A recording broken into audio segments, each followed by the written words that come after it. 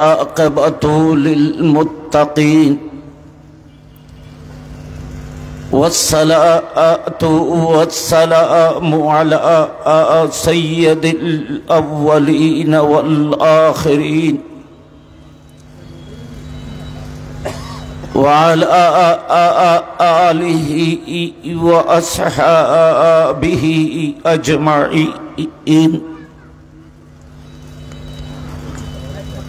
أما بعد فأعوذ بالله من الشيطان الرجيم بسم الله الرحمن الرحيم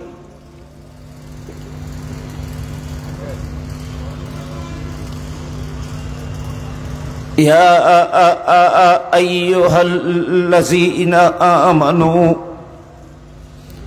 أطيعوا الله وأطيعوا الرسول وأولي الأمر منكم صدق الله مولانا العظيم وصدق رسوله النبي الحبيب الأمين الكريم الرؤوف الرحيم وأيضا قال الله تعالى جل وعلا في شأن حبيبه ومحبوبه ومطلوبه ومقصوده آمرا ومخبرا إن الله وملائكته يصلون على النبي يا أيها الذين آمنوا صلوا عليه وسلموا تسليما صلى الله على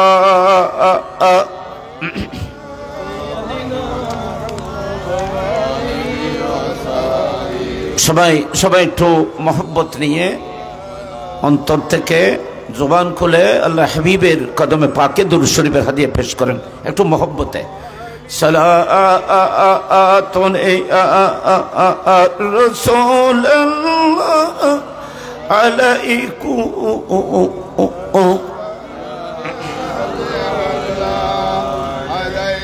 লানা শামসুন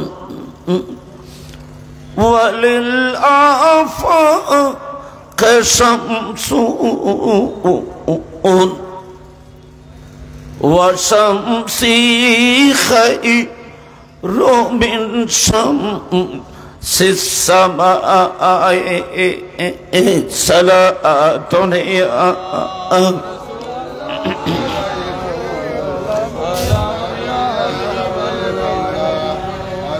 الله الله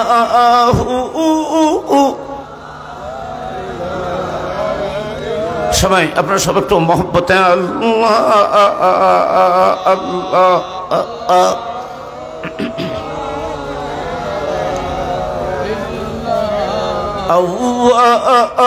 আল্লাহ আখির सब कुछ जाने देखे बड़ी दो करीब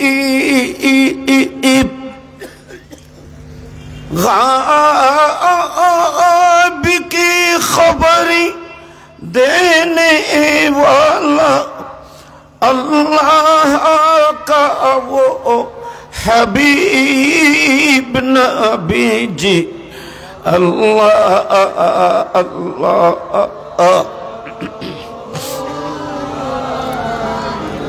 ha illa Allah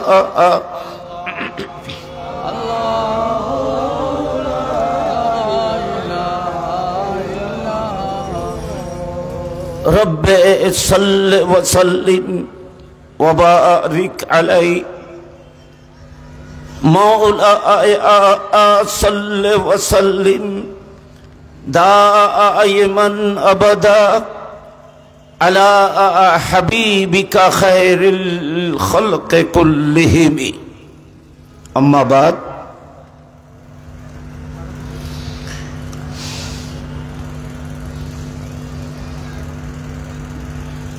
ঐতিহ্যবাহী হাটহাজারী ফতিয়াবাদ ঈদে মিলাদুন নবী সবাই বলি সাল্লাল্লাহু আলাইহি ওয়াসাল্লাম উদযাপন কমিটি ফতিয়াবাদ এবং ইসলামী ছাত্র সেনা 12 নং চিকনদন্ডি ও 1 নং দক্ষিণ পাহাড়তলি ওয়ার্ড শাখার যৌথ ব্যবস্থাপনায়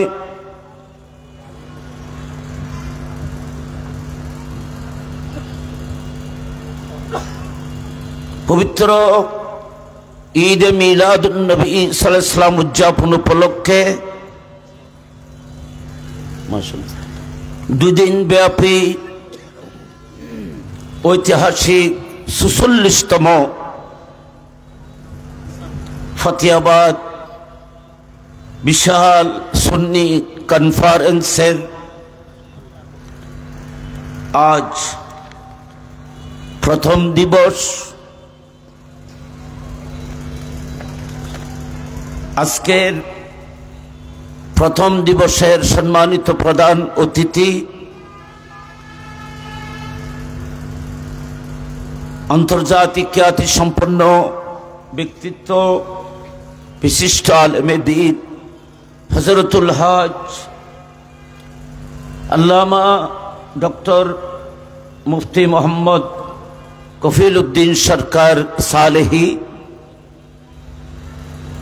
বিশেষ অতিথি হিসেবে তশরিফ আনবেন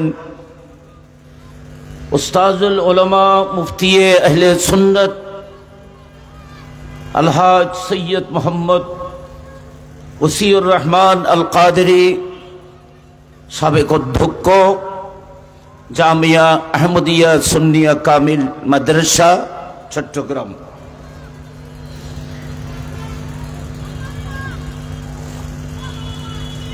আলোচক বিন্দু হিসেবে যারা তশরিফ আনবেন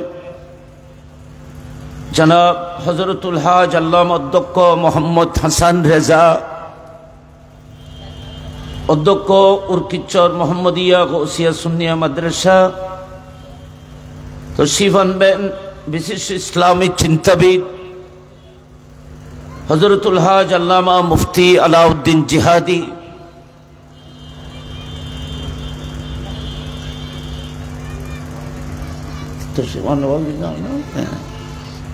আমার পূর্বে বাদে আসর থেকে মাগরিব পর্যন্ত অনেক গুরুত্বপূর্ণ তকরির যিনি পেশ করে আমাদেরকে ধন্য করেছেন হযরত মাওলানা মোহাম্মদ আইয়ুব, আরবি প্রভাষক, বারখাইন জামিয়া জমহুরিয়া কামিল মাদ্রাসা। উদ্বোধক কেন্দ্রীয় ফতিয়াবাদ কেন্দ্রীয় জামে মসজিদের সুযোগ্য খতিব হযরতুল হজ মাওলানা মোহাম্মদুল্লাহ ফারুকি, আজকের মাহফিলের যিনি সভাপতি গৌসিয়া তৈয়বিয়া দাখিল মাদ্রাসা ফতিয়াবাদ এর সুযোগ্য সুপার হযরতুল হজ মাওলানা মুফতি মোহাম্মদ রফিকুল ইসলাম নিজামী সহ দুই দিকে আমার তশরিফ ফরমা বর্তমান যুগের বিখ্যাত উলামায়ে আহলে সুন্নাত, মাহফিলে উপস্থিত আমার শ্রদ্ধেয় সম্মানিত মুরব্বীগণ, নওজওয়ান, যুবক, আশিকে রসুল, আশিকে ওলি ভাইয়েরা, স্নেহের আদরের ছোটরা, সর্বস্তরের নবী প্রেমিক, অলি প্রেমিক শ্রোতাবিন্দু, রাহেমানা ওয়া রাহমাকুমুল্লাহ তাআলা আজ্জা ওয়া জাল্লা।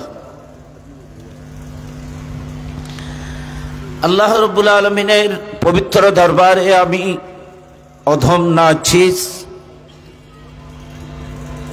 শুকর আদায় করছি, যিনি আমাকে এই আজিমুশান মাহফিলে যুগশ্রেষ্ঠ বুজুর্গানে দিন, বুজুর্গ উলামায়ে কেরাম, বুজুর্গ উলামায়ে আহলে সুন্নতের সাথে আপনাদেরকে নিয়ে এই ঐতিহাসিক মাহফিলে শরীক শামিল হওয়ার, বর্ষার আপনাদের সাথে উপস্থিত থাকার তৌফিক যে আল্লাহ দান করেছেন, সেই মহান প্রভুর শুকর আদায় করছি আলহামদুলিল্লাহ। আমার দুই দিকে বসে থাকা যুগশ্রেষ্ঠ মুক্তদর মুস্তনদ মুতমাদ উলামায়ে আহলে সুন্নাত, আমি ওনাদের প্রতি গভীর শ্রদ্ধা সম্মান জানাচ্ছি, ওনাদের শুকর আদায় করছি। আপনারা যারা মাহফিলে এসে বসেছেন আপনাদের শুকর আদায় করছি।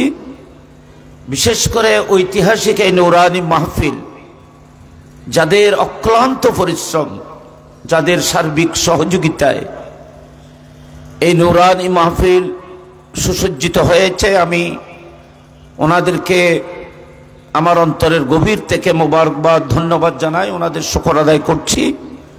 বুজুর্গ উলামায়ে কেরামদেরকে নিয়ে আল্লাহর কাছে দোয়া করব, আল্লাহ যেন ওনাদের এই আয়োজনকে যেন কল্পনা ধারণার বাইরে যেন কামিয়াবি দান করেন, এবং যারা এই মাহফিলে বিভিন্নভাবে সহযোগিতা করেছেন আল্লাহ তাদেরকে কিয়ামতের ময়দানে যেন আল্লাহর হাবিবের গোলাম, আউলিয়া কেরামের আশিক হিসেবে যেন ময়দানে মাশরে উঠার তৌফিক দান করেন, আমিন। আমাকে মাহফিল পরিচালনা পর্ষদের পক্ষ থেকে একটি বিষয় দেওয়া হয়েছে। অনেক লম্বা, অনেক আলোচনার কিছু এখানে আছে। সংক্ষিপ্ত পরিসরে এগুলোকে উপস্থাপন করা এটা একটা দুরূহ ব্যাপার। যেমন আমার পূর্বে এলমের ফজিলতের উপর, আলেমের ফজিলতের উপরে তকরির পেশ করেছেন, বড় সুন্দর, কিন্তু এটা সাগর থেকে কতরার মতো, এটা সাগর থেকে কতরার মতো। সময় একদিকে, সময় খুব কম, বিষয় যদি বড় হয় তাহলে তো অনেক কঠিন ব্যাপার। তো আমি চেষ্টা করব এটা আপনাদের সামনে একটু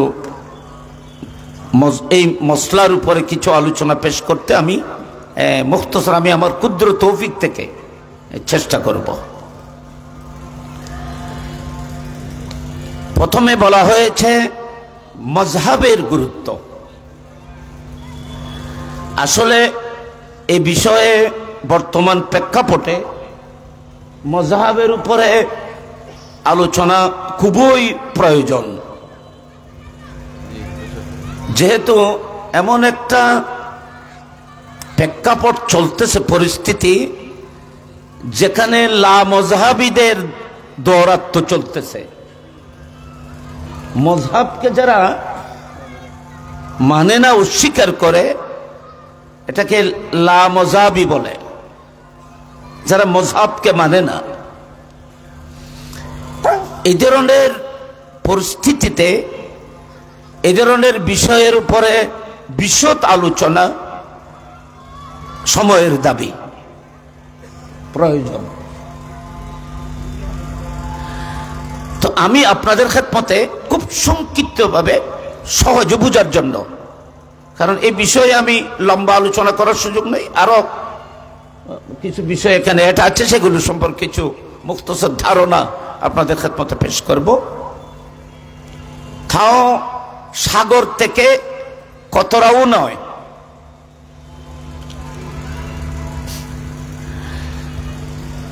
মজহাব এটা একটা আরবি শব্দ। এগুলো উলামায়ে কেরামকে বলছি না আমি, আমার মুখাতেব আপনারা। মজহাব এটা একটা কি শব্দ? আরবি শব্দ। লা মজহাব এটাও আরবি শব্দ, কিন্তু আরবি শব্দ হলেও আমরা কিন্তু বুঝতে এখন কষ্ট হয় না। আরবি হলো আমরা এই মজহাব, লা মজহাব, গায়রে মজহাব, এগুলো সম্পর্কে আমরা কিছু না কিছু ধারণা আমাদের আছে। মজহাব মানে কোনো একজন ইমামের রাস্তাকে অনুসরণ করা। আল্লাহ লা মজহাব মানে যারা কোনো ইমামকে অনুসরণ করে না, এদেরকে লা মজহাবি বলা হয়। এটা হলো ওনাদের দাবি। লা মজহাব মানে আমরা কোনো মজহাব মানি না, কোন ইমামের অনুসরণ আমরা করি না, কিন্তু হালাকে করে। কারণ লা মজহাবি হওয়া এটাও একজন ব্যক্তির প্রতিষ্ঠিত। লা মজহাবি হওয়া এটাও একটা ব্যক্তির প্রতিষ্ঠিত মত। সেটা লা মজহাবি হওয়াও একটা মজহাব। এটা আমি আমার মেমোরি, আমার নলেজ থেকে বলতেছি। ওলামায়ে কেরাম এখানে বুজুর্গ ওলামায়ে কেরাম আছেন এবং সবাইকে চিন্তা করার জন্য আমি এগুলো বলতেছি। যিনি কেউ যদি বলে আমি কোন দলের নয়, তো কোন দলের না হওয়াও তো একটা দল। কোন দলের না হওয়া এটাও একটি কি দল।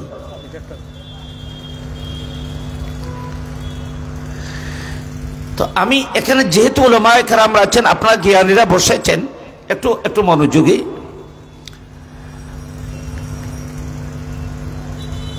প্রথমত কারো অনুসরণ অনুকরণ এ ব্যাপারে কোরআনে পাকের ফয়সালা কি? তো কোরআন শরীফ আমাদেরকে বলতেছে, আমি শুধু একটি আয়াত পড়েছি, নয়তো কোরআন শরীফ থেকে শুধু মজহাবের অনুসরণের পক্ষে প্রায় ডজনের ঊর্ধ্বে আয়াত আছে কোরআন শরীফে। আমি ওখান থেকে একটি আপনাদের সামনে তুলে ধরেছি, কারণ মানলে তো একটিও যথেষ্ট। কোরআন শরীফের আয়াত, কোরআন শরীফের আয়াত কোনো একসাথে 10টি মানতে হবে না। কোরআন শরীফের আয়াত একটিকেও মানতে হবে, আয়াত একটিকেও মানতে হবে, অস্বীকার করা যাবে না। তো কোরআন শরীফের মধ্যে আল্লাহ বলেছেন, হে ঈমানদাররা, তোমরা আল্লাহর ইতাআত করো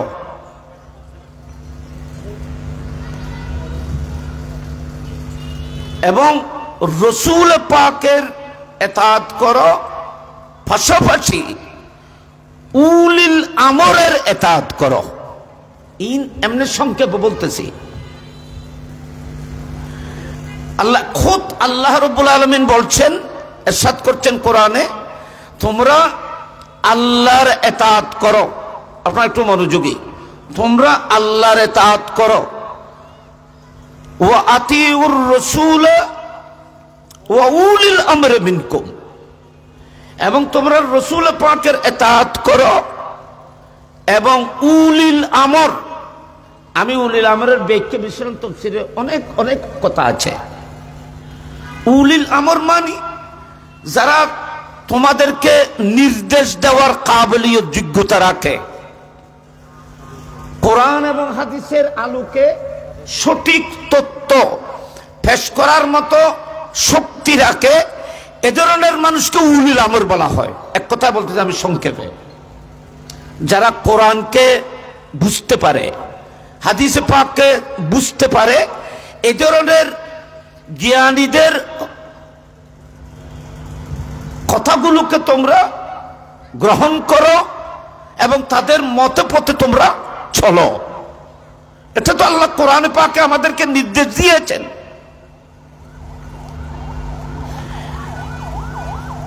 কোন বড় ইমামের অনুকরণ করা, যিনি সাহেবে আমর, যার মধ্যে কোরআন এবং হাদিস যথাযথ বুঝার তৌফিক শক্তি আল্লাহ দান করেছেন, এ ধরনের আলেমের জ্ঞানীর মুস্তাহেদের ইজতিহাদ করা মসলার অনুসরণ করার নির্দেশ তো খুদ কোরআনে দিয়েছেন।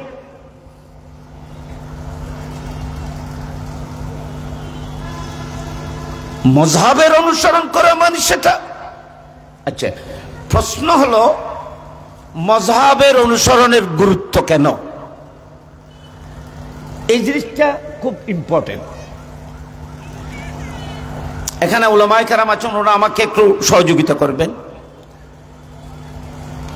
ইসলামের যতগুলো আহকাম আছে, এটা ইসলামের যতগুলো কাজ আছে, এটা দুই ভাগে বিভক্ত করেছেন উলামায়ে কেরাম, আপনারা জানেন। একটা হলো উসুলাত আর একটা হলো ফুরুয়াত। উসুলাত মানে যেগুলো আকীদার সাথে সম্পর্ক। আমার এখানে খেয়াল না করলে বুঝতে কষ্ট হইব। আকীদার সাথে সম্পর্ক, আকীদার মসলা, যেমন আল্লাহ ওয়াহদাহু লা শারীকা লাহ, আল্লাহ রাব্বুল আলামিনের সিফাত, গুণাবলী, রসুল পাকের গুণাবলী, এগুলোর ব্যাপারে কারো তকলিফ নেই, কারণ এগুলো নস দ্বারা প্রমাণিত। এগুলোর ব্যাপারে কোনো আপোষ নেই, এগুলোর ব্যাপারে কোনো ইমামের অনুসরণ নেই, যেহেতু এটা কোরআন হাদিস দ্বারা বিশুদ্ধভাবে প্রমাণিত। আকায়েদের মসলার মধ্যে তকলিফ নেই, সেজন্য ইমাম আজমের আকীদা যেটা, ইমাম শাফির আকীদাও সেটা। ইমাম শাফির যেটা আকীদা, এটা ইমাম মালিক রহমতুল্লাহ আলাইহির আকীদা। ইমাম মালিক রহমতুল্লাহ যেটা আকীদা, সেটা ইমাম আহমদ বিন হাম্বলেরও আকীদা। আমি 4টি মাযহাবের নাম, ইমামের নাম বললাম। সেজন্য পৃথিবীর সমস্ত আহলুস সুন্নাত ওয়াল জামাত এই কথার একমত, আকীদার ক্ষেত্রে এই 4 মাযহাবের নাম আহলুস সুন্নাত ওয়াল জামাত। সুবহানাল্লাহ। এই 4 মাযহাবের নাম কি? আহলুস সুন্নাত ওয়াল জামাত। কোন শাফি, এখানে আমরা উলামায়ে কেরাম, আহলুস সুন্নাত ওয়াল জামাতের উলামায়ে কেরাম আমার নবীর অনেকগুলো শান মর্যাদা বলে থাকে, এগুলো শাফির কিতাবেও আছে, হানিফির কিতাবেও আছে। যেমন নাকি এখানে আমি উলামায়ে কেরাম আছেন, যেমন ধরেন শেফা কাজী আয়াজ, এটা একজন মালিকি মাযহাবের ইমামে লিখেছেন, কিন্তু এই কিতাবের মধ্যে রাসূল পাকের শান লেখা হয়েছে। শেফা কাজী আয়াজের মধ্যে রাসূল পাকের শান মর্যাদা লেখা হয়েছে। মাযহাবন উনি মালিকি মাযহাব হলেও শেফা কাজী আয়াজের মাসলা কতগুলো হানফি সুন্নিদের কিতাবও পাবেন, শাফিঈ সুন্নিদের কিতাবও পাবেন, মালিকি বা আছে ইমাম আহমদ বিন হাম্বলের আকায়েদের কিতাবও পাবেন। আকীদার ক্ষেত্রে ইমামের মাঝে কোনো ইখতিলাফ নাই। যেমন নাকি রাসূল পাক সাল্লাল্লাহু আলাইহি ওয়াসাল্লাম ইলমে গায়ব জানেন, এটার উপরে হানিফি মাযহাবের পক্ষেও দলিল আছে, শাফিঈ মাযহাবের পক্ষে আরো বেশি দলিল আছে, মালিকি মাযহাবের পক্ষে তো আরো বেশি আছে। ইমাম আহমদ বিন হাম্বলের পক্ষ থেকেও রাসূল পাকের ইলমে গায়ব বা অন্যান্য শান ও মর্যাদা সম্পর্কে নিকুত দলিল প্রত্যেক মাযহাবের কিতাবের মধ্যে আছে। এগুলোকে বলা হয় আকায়েদ। আকায়েদের মধ্যে কোনো তকলিদ নেই, কোনো অসুর অনুসরণ নেই। আকায়েদের মধ্যে তকলিদ নয়, বরং আকায়েদ কোরআন এবং হাদিস নস দ্বারা প্রমাণিত। আমরা নসের দলিলের অনুসরণ করি, যেমনি ভাবে প্রত্যেক ইমামগণ করেছেন। কথা বুঝতে আসছে না? এখন আলজি ফুরুয়া, ফুরুয়া মানে এই শরীয়তের আহকাম, শরীয়তের কার্যক্রম। শরীয়তের কার্যক্রমকে বলা হয় ফুরুয়াত। এই ফুরুয়াত মানে মূল হলো আকায়েদ। একটি গাছের মূল আছে না, মূল কাণ্ড, একটা হলো মূল, একটা হলো ফুরুয়াত, শাখা প্রশাখা। শাখা প্রশাখা নিয়ে যেগুলো শাখা প্রশাখা হয় ফুরুয়াত। একটি গাছের মধ্যে দুই ধরনের অংশ আছে, একটা হলো মূল অংশ, যেগুলো আঘাতপ্রাপ্ত হলে গাছেই মরে যাবে, যেগুলোর মধ্যে আঘাতপ্রাপ্ত হলে গাছেই মরে যাবে। আর এমন কিছু অংশ আছে যেগুলো না থাকলেও, আঘাতপ্রাপ্ত হলে কেটে ফেললেও গাছ কিন্তু থাকবে। যেমন একটা মানুষের মধ্যেও দুই ধরনের অংশ আছে শরীরে, এটাকে বলা হয় আজায়ে ফুরু, একটা হলো আজায়ে হুলুলি। আমাদের শরীরের মধ্যে সব অংশ এক হুকুমের নয়, এক ধরনের নয়। শরীরের মধ্যে এমন কিছু অংশ আছে যেগুলো কেটে ফেলে দিলেও মানুষ বেঁচে থাকে, কিন্তু শরীরের মধ্যে এমন কিছু অংশ আছে যেগুলোর উপর হামলা হলে মানুষ থাকবে না, অস্তিত্ব থাকবে না। তেমনি ভাবে আমি মিসাল দিয়ে আপনাদেরকে বুঝাইলাম, তেমনি ভাবে দিন একটা বড়ির মতো। সেই দিনের মূল ভিত্তি হলো আকায়েদ। আকীদার মধ্যে কোনো ধরনের হামলা হলে গোটা ফুরুয়াত ধ্বংস হয়ে যাবে, সবকিছু নষ্ট হয়ে যাবে। আল্লাহু আকবার।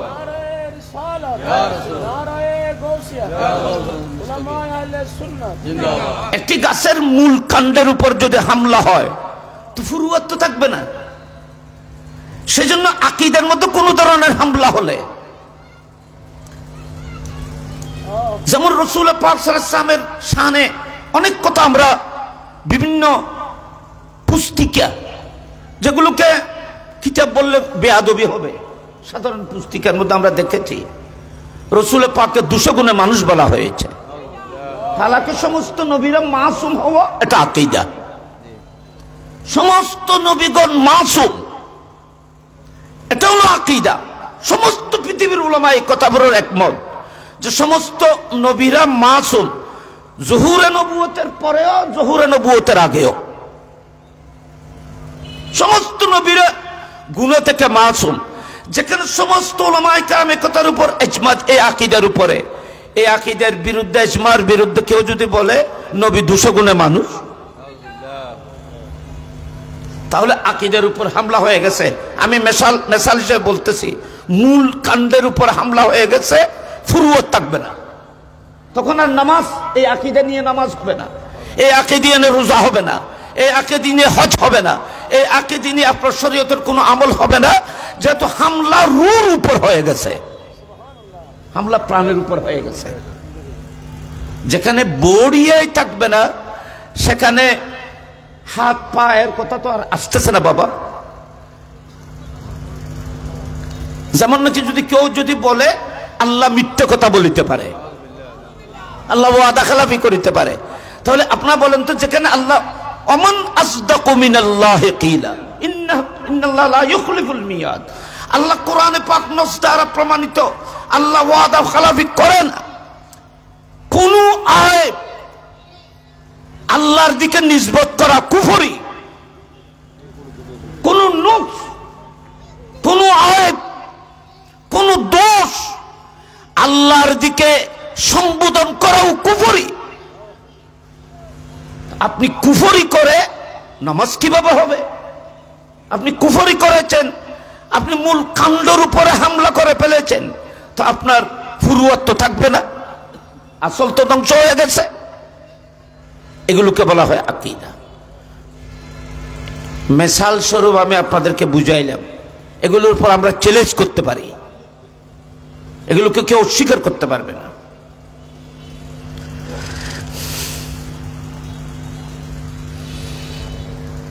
এখন আসেন ফুরুয়াত। ফুরুয়াত মানে ধরেন নামাজ, নামাজের মধ্যে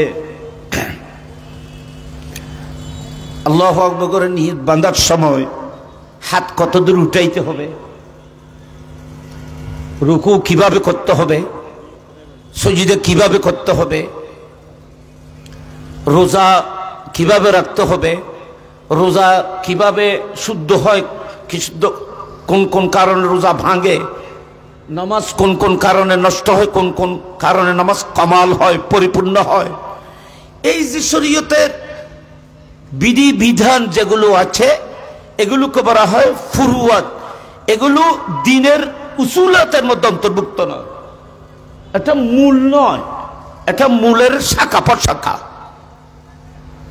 সেই জন্য ইমামে আজমের একটি মসলা আমি আপনাদের খেদমতে এখানে বলতে হয়, যেহেতু ইমাম আজমকেও এখানে অ্যাড করা হয়েছে। ইমাম আজম আবু হানিফা রাদিয়াল্লাহু আনহু, আচ্ছা আপনারা বলেন তো মূল কি? ইমান না? বেগুনে মাতন না, এখানে বেগুনে মাতন। মূল কি? ইমান। তো ইমান কাকে বলে?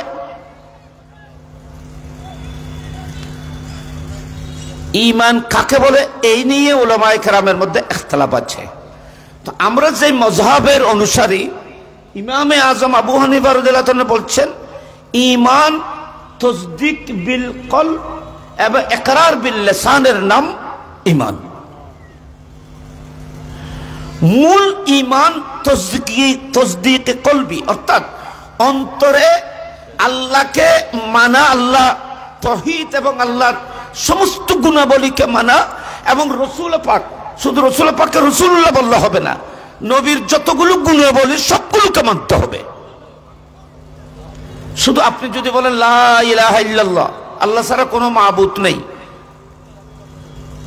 আল্লাহ ছাড়া কোনো মাবুদ নাই, এটা মানলেন। আল্লাহকে সমদ মানতে হবে, অলমাইতি মানতে হবে, ক্ষমতাশীল মানতে হবে, আল্লাহকে সুবহান মানতে হবে, আল্লাহকে আজিজ মানতে হবে, আল্লাহকে কুদ্দুস মানতে হবে, আল্লাহকে রউফ রহিম মানতে হবে, আল্লাহকে সত্তার, আল্লাহকে আল্লামুল গুয়ুব মানতে হবে। এগুলো সব, আল্লাহকে খালিক মানতে হবে। আপনি শুধু যদি বলেন আল্লাহ এক আর কিছু মানলেন না, তাহলে আল্লাহকে মানা হলো না। তেমনি ভাবে রাসূল পাক সাল্লাল্লাহু আলাইহি ওয়াসাল্লামকে রাসূল মানতে হবে, রাসূল পাককে নবী মানতে হবে, রাসূল পাক সাল্লাল্লাহু আলাইহি ওয়াসাল্লামকে আহমদ মানতে হবে, কায়েদ মানতে হবে, আকিব মানতে হবে, নূর মানতে হবে, সিরাজ মুনীরা মানতে হবে। আল্লাহর কোরআনের মধ্যে মুস্তাফার যতগুলো সিফাত আল্লাহর কুদরতে জুবানে বয়ান করেছেন, এগুলো সবগুলোকে যথাযথ মানতে হবে। এটাকে বলা হয় ঈমান।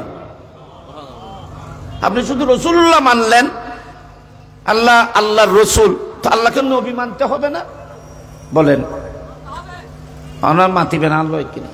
আল্লাহর রাসূল মানন নবী, রাসূল পাকের রাসূল, আবার নবী মানন নবী বা নবী ন, তো নবী মানে কি? প্রত্যেকটা জিনিস তো একটা অর্থ আছে। রাসূল মানে হুয়া ইনসানুন বাসাহুল্লাহু ইলাল খালকি লিতাবলীগিল আহকাম। আল্লাহ মানুষের হেদায়েতের জন্য, তবলীগের জন্য আল্লাহর পক্ষ থেকে যাকে প্রেরণ করেন উনি রাসূল হন, আল্লাহর প্রেরিত। তো নবী মানে একটা নবীর অর্থ আছে, নবীর অর্থ হলো মুখবেরুন। মুখবের মানে খবর দেনেওয়ালা। তো খবর কোন জিনিসের হয়? আমরা যেগুলো জানি এটার খবর দিতে হয় না, না জানার খবর দিতে হয়? ইয়ান কি এত দরকত না? নবীউন মানে মুখবেরুন, এগুলো নিয়ে এত বাড়াবাড়ি কেন? আমাদের দেশে কিছু মানুষ আছে তারা রাসূল পাকের শানকে কমাইতে চায়, আমি বুঝতে পারি না। নবীর কলমা পড়ে, নবীর সুন্নত, নবীর দাড়ি টুপি সবকিছু মুস্তাফার অবলম্বন করে সে মুস্তাফার শানের উপর হামলা কেন করা হয়? এদেরকে বলা হয় মুনাফিক, এদেরকে বলা হয় কি?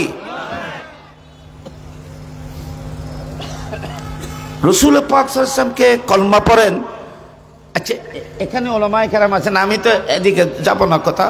আপনারা বলুন তো, আমরা কলমার মধ্যে নবীর নাম কি বলি? লা ইলাহা ইল্লাল্লাহ মুহাম্মাদুর রাসূলুল্লাহ। তো আল্লাহ কলমার মধ্যে আমরা কি পড়ি? মুহাম্মাদুর রাসূলুল্লাহ। আবার কেউ কেউ এটাও বলেছে হয়তো কলমাটা কোরআনে নেই,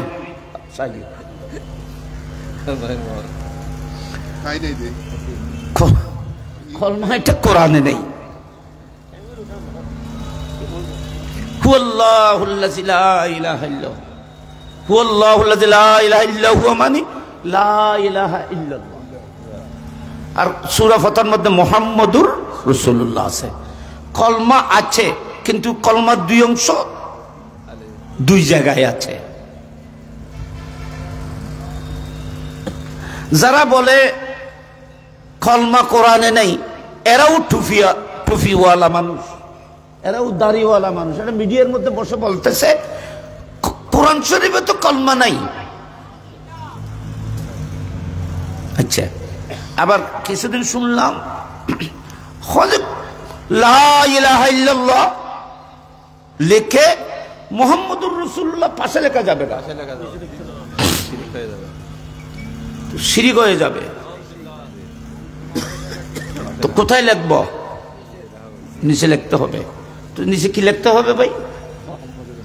মুহাম্মদুর। বাবা আপনারা একটু বিচার করেন, আপনারা জ্ঞানী মানুষ, এগুলো তো আপনারা শুনেছেন মিডিয়ার মধ্যে। লা ইলাহা ইল্লাল্লাহ তার পাশাপাশিটা মুহাম্মদুর রাসূলুল্লাহ লেখা যাবে না। কেন? মুহাম্মদের নাম আল্লাহর নামের সাথে একসাথে এক লাইনে লেখলে শিরক হয়ে যাবে।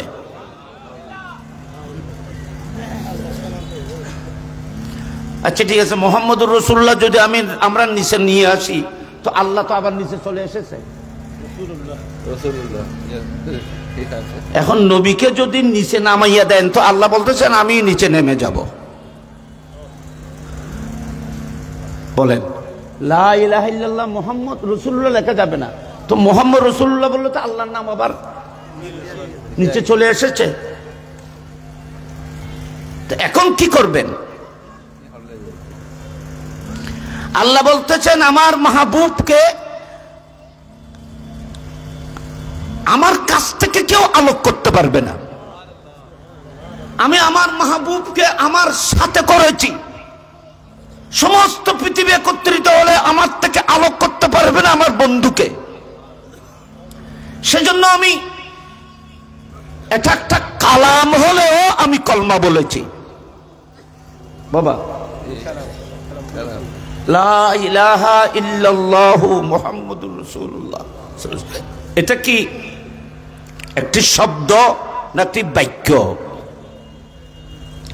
আন্নামাতিরা, এটা কি একটা শব্দ না একটি বাক্য? এটা কি শব্দ না বাক্য? কিন্তু আমরা কি বলি? এটা কালামা, কলমা বলি। কলমা মানে একটি শব্দ। সারা দুনিয়া বলে, সমস্ত দুনিয়ার উলামারা বলে কালামাতুত তাইয়্যিবাতু, কালামাতুত তাইয়্যিবাতু, এটা পাক পবিত্র কলমা। কেন বলা হয় এটাকে কলমা? এটা তো কালাম, এটা তো সেন্টেন্স, এটা তো বাক্য, এটা একটা ওয়ার্ড নয়। ওয়ার্ড বলা হয় শব্দকে, শব্দ। এটা হলো একটি শব্দ, হলে ওয়ার্ড হবে, আর এটা কলমা হবে আরবিতে। কিন্তু এখন তো এটা কলমা নয়, এটা তো কালাম। তো এটাকে কালাম না বলে কলমা কেন বলা হয়? কলমা কাকে বলে? কলমা বলা হয় কয়েকটি অর্থবহ শব্দ একত্রিত তরতিব দিয়ে যদি ওখানে একটা অর্থ হয় তাকে কলমা বলা হয়। অর্থহীনকে আবার কলমা বলা হবে না। অর্থবোধক কোন শব্দকে কলমা বলা হয়, শব্দ বলা হয়। ওনারা তো বুঝতে কোন শব্দ, উগ্র শব্দ হোগ্য বর্ণ দিয়ে যেন নামাতে। একটি কলমা, একটি শব্দ কয়েকটি বর্ণ মিলে হয়। তা আপনারা বলেন তো, বর্ণ থেকে, শব্দ থেকে কোন শব্দ যদি বাদ দেওয়া হয়, অর্থ কি হয়ে যাবে? অর্থ আর থাকবে না। কিছু কিছু শব্দ আছে যেগুলো এগুলো আল্লাহর রহমত, এগুলো আল্লাহর কুদরত। কিছু কিছু শব্দ আছে যেগুলো একটি একটি করে বর্ণ ফেলে দিলেও তারপরে অর্থ থাকে।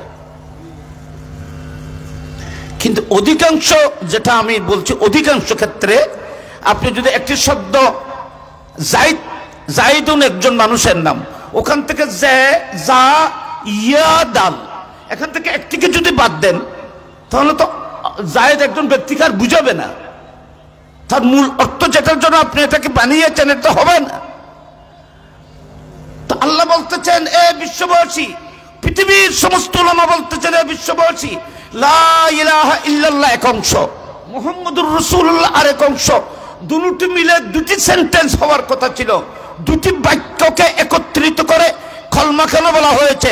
এখান থেকে কোনো একটি অংশকে বাদ দিলে কলমা থাকবে না। লা ইলাহা ইল্লাল্লাহ কেও বাদ দেওয়া যাবে না, মুহাম্মদুর রাসূলুল্লাহ কেও বাদ দেওয়া যাবে না, বরং লা ইলাহা ইল্লাল্লাহ মুহাম্মদুর রাসূলুল্লাহ দুটো মিলে কলমা, দুটো মিলে ঈমান। সেই জন্য তাওহীদি জনতা হতে পারে না, মুসলিম জনতা হতে হবে। কারণ আমাদের কলমার মধ্যে দুটি অংশ, একটা হলো লা ইলাহা ইল্লাল্লাহ তাওহীদ, আর একটা হলো মুহাম্মদুর রাসূলুল্লাহ রিসালাত। তাওহীদ আর রিসালাত দুটি একত্রিত হওয়ার নাম ঈমানদার, মুমিন। আবার তাওহীদি জনতা কিসে? তাওহীদি জনতা কিসে? তাওহীদি জনতা বললে তো শয়তান এখানে আসবে, কারণ শয়তান আল্লাহকে মেনেছিল, নবীকে মানে নাই, ঠিক কিনা বলেন? তো যারা তাওহীদি জনতা বলে এরা ইনডাইরেক্টলি বলতেছে আমরা অমুকের অনুসারী, ফুলাকা তাবে হো। এই নাই কথা প্রসঙ্গে বহুত কথা কোনোর বহুত তিন খরচ শেষ নেই। আপনি এগুলো অর্থ জানে না, মূল রহস্য সম্পর্কে, আসরার সম্পর্কে তাহকিক করে না, এমনি গতানুগতিক মুখে যা আসে তা বলতেছে। এখন তো মামলা এই ধরনের চলতেছে, এখন কিছু বুঝার জন্য তাহকিক করবে, গবেষণা করবে, এখানে এখন এটা নাই, এই যুগ চলে গেছে, এই যুগ হারিয়ে গেছে। ইন আলা আলমুল বসে বড় বড় আলিম বিন মাদ্রাসাত পড়ায়, আমারও ভুল হইতে পারে, আমারও তো ভুল হইতে পারে, তা কি আমার ভুল হইতে পারে, কিন্তু আমি যেটা বলতেছি এখানে উলামায়ে কেরাম আছেন। আপনারা বলেন তো আমাদের কলমা কি লা ইলাহা ইল্লাল্লাহ নাকি মুহাম্মদুর রাসূলুল্লাহ সহ? বরং সব আলেম উলামারা বলেছেন লা ইলাহা ইল্লাল্লাহ যদি কেউ নাই বা বলে, শুধু মুহাম্মদুর রাসূলুল্লাহ বললেও তার ঈমান হয়ে যাবে, যেহেতু মুহাম্মদুর রাসূলুল্লাহর ভিতরে মুস্তাফাও আছে, আল্লাহ আছে, নবীও আছে, আল্লাহ আছে, কিন্তু লা ইলাহা ইল্লাল্লাহর ভিতরে নবী নাই।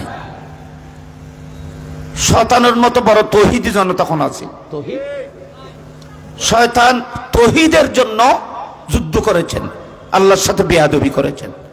আল্লাহ বলতেছেন আল্লাহ আমি তোমারও সিজদা করব, আল্লাহ আমি তোমাকে খোদা মানব, তোমারও সিজদা করব, তোমারও ইবাদত করব। শয়তান আজ শয়তান মলুন হয়ে আজকে জাহান্নামী কেন হলো? শুধু একটি কারণে, সে আল্লাহর হুকুমকে অমান্য করেছে, নবীর সাথে গুস্তাখি করেছে, বেয়াদবি করেছে। এই ইতিহাস এগুলো কোরআন শরীফের মধ্যে আল্লাহ কেন বলেছেন? এগুলো আসমানের ইতিহাস, এগুলো আল্লাহ আমাদেরকে এই ইতিহাসগুলো কেন বলেছেন? ইতিহাস থেকে লাকাদ কানা ফি কসাসিহিম ইবরাতুন লিউলিল আলবাব, এ জ্ঞানীরা, আল্লাহ তোমাদেরকে এই ইতিহাসের মাধ্যমে শিক্ষা দিচ্ছেন, খবরদার আমার বন্ধুর সাথে, নবীদের সাথে যেন গুস্তাখি না হয়। ইন খতাম বাড়াইতে গেলে অনেক। আপনারা দেখেন তো, শয়তানও আল্লাহর হুকুম মানে নেই, আদম আলাইহিস সালাম তো আল্লাহর হুকুম মানে নেই, কিন্তু আদম আলাইহিস সালাম তো আল্লাহর প্রিয় রয়ে গেলেন, সফিউল্লাহ। শয়তান নাফরমান হয়ে মলুন কেন হলেন? আল্লাহ বলেছেন ইয়া আদম উসকুন আনতা ওয়া যাওজুকাল জান্নাহ ওয়ালা তাকরাবা হাযিহি শাজারাতা ফাতাকুনা মিনাজ জালিমিন। খবরদার তোমরা এই গাছের কাছে যেও না, আল্লাহ নিষেধ করেছেন এই গাছের ফল খেও না, যেও না। তো আল্লাহ তো নিষেধ আদমকেও করেছিলেন, হুকুম করেছেন এই গাছের কাছে যেও না। আল্লাহ সেই হুকুমকে আদম আলাইহিস সালাম রক্ষা করেছেন না খেয়ে ফেলেছেন? আদম আলাইহিস খেয়ে ফেলেছেন, হুকুম রক্ষা করেনি। কথা খেয়াল করছেন, রক্ষা করে নেই।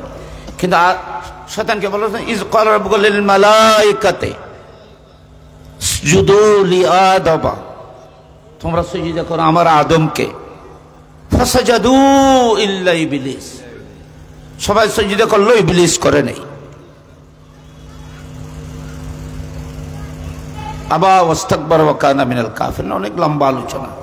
শয়তান তো আমার হুকুম, আল্লাহর হুকুম অমান্য করেছে। তা আদম আলাইহিস সালামের উপর তো কোনো আলহামদুলিল্লাহ কোনো আল্লাহ নারাজ হয় নাই, ওনার উপর কেন হলো? ঘটনা হলো এই, আদম আলাইহিস সালাম, আমি এটা মূলটা বলতেছি, অনেক লম্বা আলোচনা, এখানে উলামায়ে কেরাম পাইলে রাত কথা বলবে। এখানে মূল হলো আদম আলাইহিস সালাম আল্লাহর হুকুম রক্ষা করে নাই, কিন্তু ভুলকে স্বীকার করা মত করে আল্লাহর দরবারে খেলে উঠেছিলেন। সেই জন্য আদমের সম্মানকে আল্লাহ আরো কোটি গুণ বাড়িয়ে দেন। আর শয়তান অন্যায় করে সিনাজুরি করেছিল, একদিকে অপরাধ করেছিল আর একদিকে বেয়াদবি করেছিল। সে অন্যায়কে অন্যায় মনে না করে বরং এর উপর যুক্তি খাড়া করেছিল, আল্লাহর সাথে বেয়াদবি করেছিল।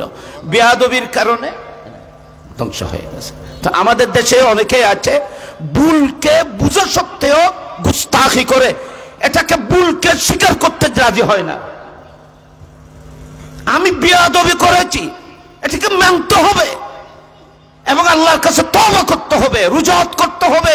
আল্লাহ বলতেছেন তোমার জীবনে ভুল হতে পারে, তুমি যদি এটাকে স্বীকার করে আমার কাছে লজ্জিত হয়ে যদি ক্ষমা চাও, আমি তোমাকে ক্ষমা করে দিব, তোমার সম্মানও বাড়িয়ে দেব। শুধু ক্ষমা করবে না, সম্মানও বাড়িয়ে দেবে। তওবা করলি, আল্লাহর কাছে খাঁদিলি, তওবা করলি, মানুষ আল্লাহর কাছে অপমান নয়, আল্লাহর কাছে দামিও যে মানুষ হিবে। আল্লাহ বলতেন তাওয়াব আর রহিমা বলে। আল্লাহ বলতেন আমার বান্দা যখন গুনাহ অপরাধ করে আমার কাছে যখন ক্ষমা চাইবে, আমি শুধু ক্ষমা করে ক্ষান্ত হব না, আমি তাকে দয়ার সার্টিফিকেট দেব, আমি তাকে স্পেশাল করুণা দয়া মেহরবানি করব, সম্মানিত করব। না কই আল্লাহ পাক আমাদেরকে বুঝার তৌফিক দান করুক। আমি তো এগুলো আমাদের মজাব, আমরা অনেকেই মজাব মানি না, মজাবকে স্বীকার করে। এখন কেন মজাব মানতে হয় এটার উপরে একটু গুরুত্বপূর্ণ একটি কথা বলে আমি অন্যদিকে যাচ্ছি। শরীয়তের যেই আহকামগুলো, আকীদার যে মসলাগুলো আছে, সেগুলোর মধ্যে তো অনুসরণ, কারো অনুকরণ করা যাবে না। সব এগুলো তো কোরআন এবং হাদিসের দ্বারা প্রমাণিত, এখানে দলিল আছে, এগুলোর ব্যাপারে কোনো আপোষ নেই। কোরআন এবং হাদিস দ্বারা এগুলো প্রমাণিত আকায়েদ। কিন্তু ফরুয়াতের ব্যাপারে উলামায়ে কেরাম বলতেছেন ফরুয়াত তিন প্রকার। ফরুয়াত মানে মসলা যেখানে কোরআন হাদিসের ফরুয়াত তিন প্রকার। এখানে খেয়াল করছেন, ইন ন বুঝলে মজাবের গুরুত্ব বুঝে আসবে না। তিন প্রকারের মধ্যে একটা হলো ফরুয়াত, শরীয়তের এমন আহকাম যেগুলো মনসুস। মনসুস যখন বলেছি তাহলে বোঝা যাচ্ছে কিছু ফুরুয়াত আছে যেগুলো গায়রে মনসুস, আবার কিছু হুকুম আছে সেগুলো মুতারেজ, আর কিছু আহকাম আছে যেগুলো মুতারেজ নয়। আমি এগুলোকে বাংলায় বলবো আপনাদেরকে বোঝার জন্য। একটা হলো মুহতামেল, মুহকম নয়। এগুলোকে আপনারা একটু গভীরভাবে খেয়াল করেন। শরীয়তের যে মসলাগুলো আছে সেই মসলাগুলো জায়েজ, নাজায়েজ, হালাল, হারাম, রাইট, রং, এই ব্যাপারে কোরআনেরও দলিল আছে, নবীরও হাদিস আছে।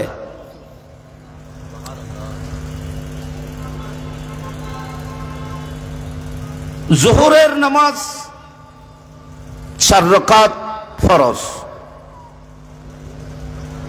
রাসূল পাক সাল্লাল্লাহু আলাইহি ওয়াসাল্লামের হাদিস দ্বারা প্রমাণ আছে। জোহরের নামাজ ফরজ, এটা কোরআন দ্বারাও প্রমাণ আছে, নবীর হাদিস দ্বারাও প্রমাণ আছে। রাকাত কিন্তু কোরআনের দ্বারা ফরজ, হাদিস এর জ্ঞান নেই, কোরআন শরীফ নেই।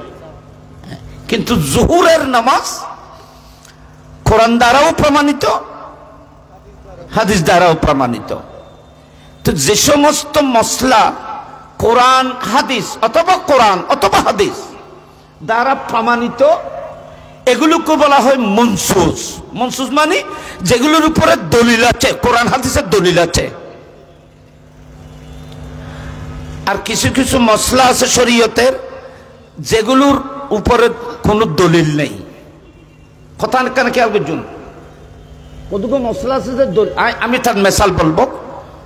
শরীয়তের মসলা সমূহ কিছু মসলা আছে যেগুলোর দলিল আছে, যেগুলো দলিল আছে সেগুলো আমরা দলিল হিসেবে দলিলকে মানব। এখানে কারো ব্যক্তির অনুসরণের প্রয়োজন নেই। যেমন হুজুরে হাদিস পরে পরে আপনাদেরকে আলোচনা করেছেন, যেখানে রাসূল পাকের হাদিস আছে সেখানে আমাদেরকে কোনো ইমামের অনুসরণ করতে হবে না, এখানে কোনো তাকলিদ নেই, যেহেতু এখানে হাদিস আছে। সেই জন্য ইমাম আজম খুদ বলেছেন, ইমাম আজম যেটা বলেছেন এটা অন্যান্য মুসাফির ইমামগণও এটাকে শ্রদ্ধা করেছেন। এটা কি ইজা সাহাল হাদিস ফাহুয়া মাযহাবি।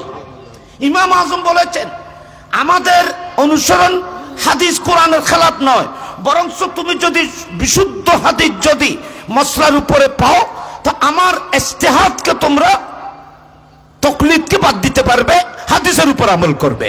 কিন্তু সত্য হলো হাদিস শুদ্ধ হতে হবে। ইজা সাহাল হাদিস বানা উঠি হইলেই তো নয়, হাদিসই বিশুদ্ধ পড়ে ইন আর বিষয় যোগ্য ইন ইন কইতাম তোমরা কোনো অনরা কোনো খারাপ লাগলে কোনো বাজি মজাফর কি দরকার আছে এলা কিছুক্ষণ বাদে বুঝবেন। এখন তাহলে শরীয়তের কতগুলো দলিল আছে যে যেন নাকি শরাব খাওয়ান হারাম, কোরআন দ্বারাও প্রমাণিত, হাদিস দ্বারাও প্রমাণিত, ঠিক না? তাহাজ্জুদের নামাজ সুন্নত, আমাদের দেশ তাহাজ্জুদের, ইশরাকের নামাজ, চাষের নামাজ, এগুলোর ব্যাপারে কোরআন শরীফে কোনো দলিল আছে বলেন? নাই। হ্যাঁ না, কোরআন শরীফে চাষ তো নাই, আছে না? নাই। এগুলো মনসুস, হাদিসে পাকে দলিল আছে, এগুলো হচ্ছে মনসুস।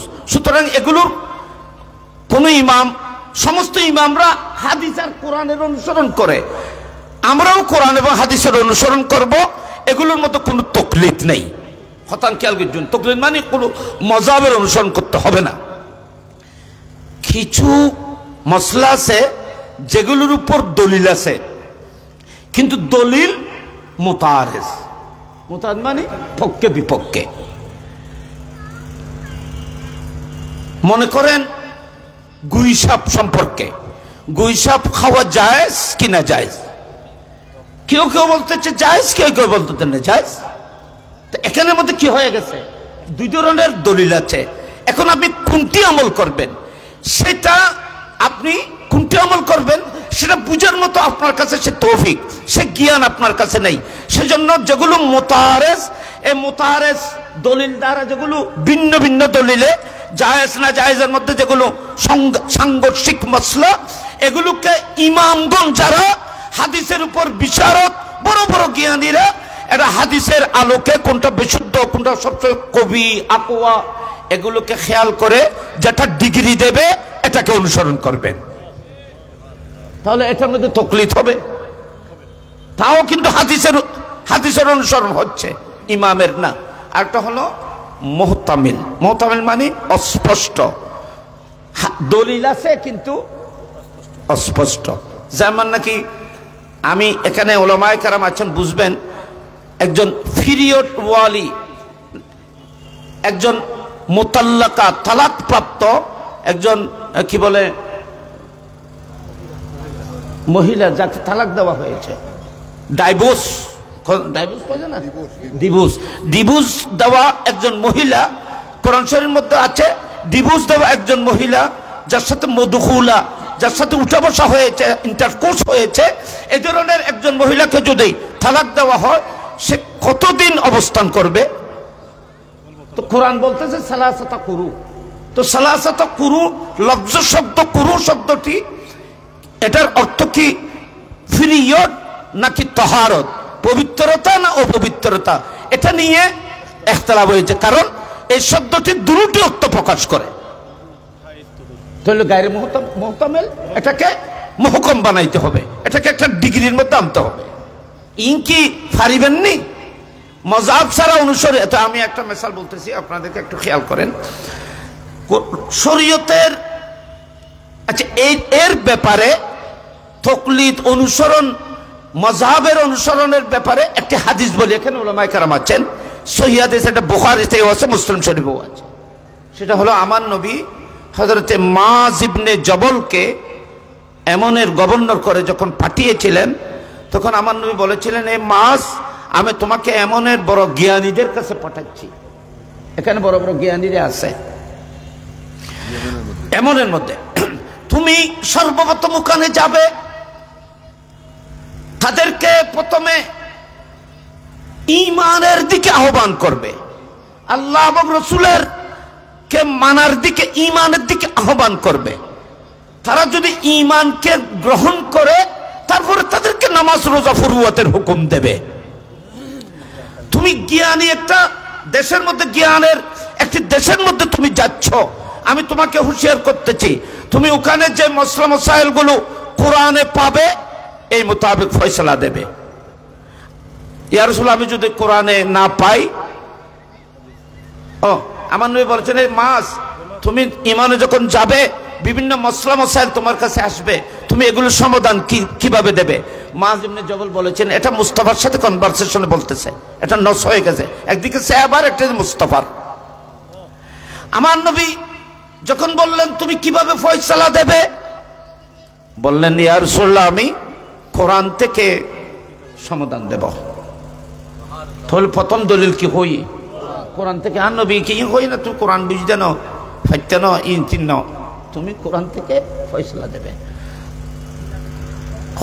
ইনলাম তাজিদ, কোরআনে যদি তুমি না পাও, নবী এর না হয়, কোরআনে নাই এর না হয়, যদি মসলা কোরআনে না থাকে, কোরআনে যদি না থাকে তুমি কি করবে? মুস্তাফা সেটা বলে নাই। মুস্তাফা বলছেন, এই মুআয, কোরআনে তো সব কিছু আছে, কোরআনে পাকে নাই এমন কিছু না, এটা তিবিয়ানান লিকুল্লি শাই। কিন্তু তোমার তৌফিক, তোমার শক্তি, তোমার জ্ঞানের পরিধি দিয়ে তুমি যদি কোরআনে মসলা যদি সমাধান দিতে না পারো, সব জায়গায় সব আলেম সব মসলা বুঝে না। কোরআনে আছে কিন্তু সবাই কিন্তু বুঝে না, হাদিসে আছে কিন্তু সবাই মসলা বুঝে না। একটি মিসাল বলে, আমার হুজুর আছে, আমার ভালো লাগতেছে, আর বুড়ো হয়ে যায় নফারে। কোরআন একটা কিতাবের মধ্যে আমি দেখলাম, মুতাবার এই কিতাবের শুরু হাতে ইমামে বুখারীর উস্তাদ, বাবা ইমাম বুখারীর উস্তাদ ইয়াহিয়া ইবনে মুঈন, হযরতে আবু খাইসামা, বড় বড় জলিলুল কদর মুহাদ্দিস, পৃথিবীর বিখ্যাত ইমাম বুখারী না, ইমাম বুখারীর উস্তাদ হযরতে ইয়াহিয়া ইবনে মুঈন, হযরতে আবু খাইসামার মতো বড় বড় মুহাদ্দিস একদিন একটা মজলিসের মধ্যে বসেছিলেন। এখানে আরো অনেক মুহাদ্দিস বসে আছেন, সবাই কিন্তু হাদিস বিশারদ, বড় বড় হাদিস বিশারদ এক জায়গার মধ্যে বসে হাদিস নিয়ে আলোচনা করতেছেন। কি নিয়ে বলেন? একটা হাদিস নিয়ে ওনারা মুহাদ্দিসগণ কি করতেছেন? আলোচনা করতেছেন। কিতাব লিখতেছে, হঠাৎ করে, যেহেতু এখানে উলামায়ে কেরাম আছেন, উলামায়ে কেরাম এখানে সব সময় থাকেন, উলামায়ে কেরামের এখানে মজলিস হয়, উলামায়ে কেরাম এখানে আলোচনায় বসেন, সেজন্য একজন মহিলা পর্দা করে হঠাৎ করে এই উলামায়ে কেরামের মজলিসে আসলেন। কথাটা খুব মজার।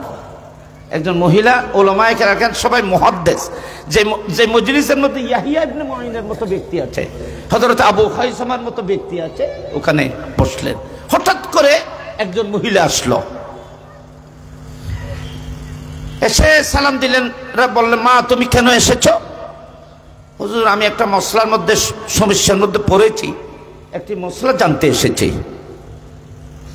ওনারা তো বড় বড় মুহাদ্দিস, এই মহিলা মসলা কি বললে? ঠিক আছে, বলো কি মসলা তোমার? তো মেয়েটি বললেন, হুজুর আপনার বড় বড় আলেম, আমি সেই মসলা হলো একজন মহিলা পিরিয়ড চলতেছে, একজন মহিলার পিরিয়ড চলতেছে, হঠাৎ করে ওনার পরিবারের মধ্যে একজন মহিলা মারা গেছে, সেই পিরিয়ড জনিত মহিলা ওই মহিলাকে গোসল দিতে পারবে কিনা? এনে কথা না সহজ, ইয়া মশলাইবের উত্তর দিও। পিরিয়ড মানে তো বুঝুন একযোগ্য মেয়েভর অসুস্থ, ঋতুস্রাব বুঝি মানে পিরিয়ড ঋতুস্রাব বুঝতে লিখন, যারা বুঝতে লিখন। এখন এই মহিলা একটা গুরুত্বপূর্ণ একটি মশলা উলামায়ে কেরামের মজলিসের মধ্যে উপস্থাপন করলেন, বললেন হুজুর এই পিরিয়ড অবস্থার মধ্যে আমি কোন মইয়তকে অর্থাৎ কোন মহিলা মইয়তকে আমি গোসল দিতে পারবো কিনা?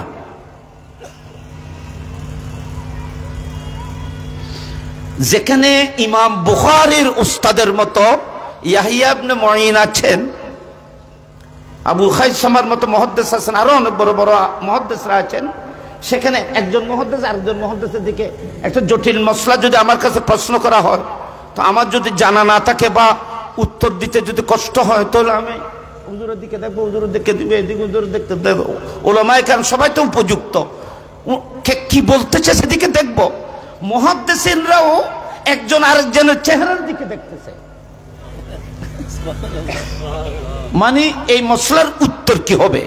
আর মুহাদ্দিসিনের মজলিসে, এখানে আলেমদের মজলিসে যদি আমি কোন মসলার উত্তর দিই, তো আপনারা না বললেও, আপনারা তো সাদা সিধা সরল সিম্পল মেন, আপনারা তো হয়তো মাথা মতো করেন দেবেন, মেনে নেবেন, কিন্তু উলামায়ে কেরাম বলবেন হুজুর আপনি এটা কোন দলিলে পেয়েছেন, কোন হাদিসে পেয়েছেন, কোন কিতাবে পেয়েছেন। আলেমরা তো আমাকে ছাড়বে না। তাহলে মুহাদ্দিস হলো উনিল উত্তর তো দিন না পারে, আর দিলি উত্তর দিলে দলিল লাইব।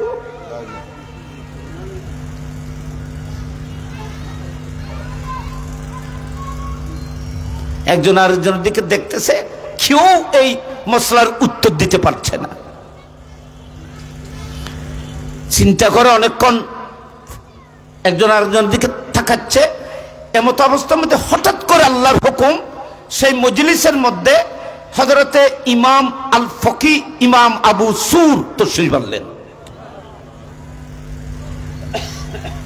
উনি কিন্তু যুগশ্রেষ্ঠ মুহাদ্দিস, বিখ্যাত মুহাদ্দিস, কিন্তু আমি যে আপনাদেরকে বলেছি সবাই সবকিছু দলিল কোরআন হাদিস থেকে সবাই সবকিছু পায় না। এক একজন আলেমের এক এক মকাম, দৃষ্টিভঙ্গি, মকাম। সম্মানিত হাজিরিন, মুহাদ্দিসিনরা তো কোনো উত্তর দিতে পারলেন না। হযরতে ইমাম আবু সুর মজলিসের মধ্যে যখন আসলেন, সমস্ত মুহাদ্দিসিনরা এক বাক্যে সবাই বললেন ওই মহিলাকে, মা আপনার সেই মসলাটি ইমাম আবু সুরকে বলো,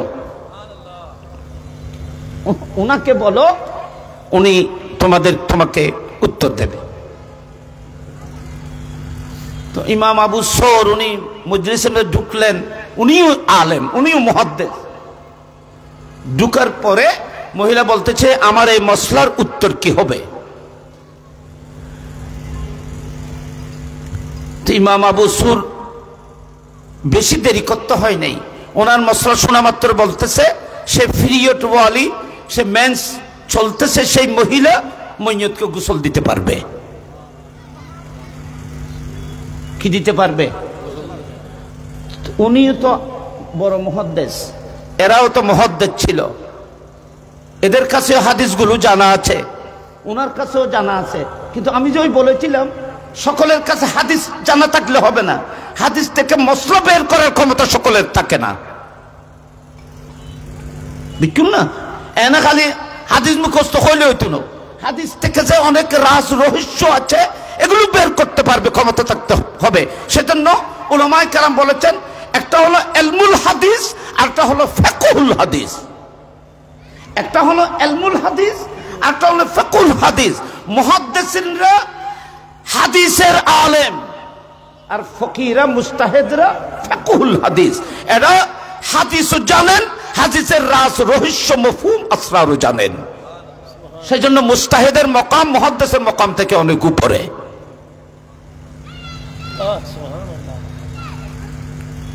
বললেন তো উত্তর দিলেন যে পারবে। তো যখন পারবে বলেছেন তখন মুহাদ্দিসিনরা ওনার দিকে ইশারা করতেছেন, আপনি যে জায়েজ দিলেন পারবে বলেছেন, দলিল কোথায়? দলিল কোথায়? হযরত দলিল তোমাদের হাদিসে কোথায়? হযরত রাসূল পাক ক্বালান নবী সাল্লাল্লাহু আলাইহি ওয়াসাল্লাম, আমার নবী হযরতে আয়েশা সিদ্দিকা রাদিয়াল্লাহু তাআলা থেকে বর্ণিত হাদিস, আমার নবী বললেন, এ আয়েশা তুমি পারবে, একসাথে থাকতে পারবে। কেন? ফাইন্না হাইজাতাকে লাইসাত বিয়াদিকে, তুমি ঘরের কাজকাম করতে পারবে, রান্না ওগায়রাও করতে পারবে, তুমি খানা আমাকে বাড়িয়ে দিতে পারবে, গ্লাস ধুয়ে পানি দিতে পারবে, ঘরের সব কাজ তুমি এই হাতে করতে পারবে, কারণ তোমার পিরিয়ডের খুন হাতের মধ্যে নয়। একটু বড় করে বলুন না সুবহানাল্লাহ। এ হাদিস তো মুহাদ্দিসিনরাও জানে, কিন্তু মসলা তো বের করতে পারে না।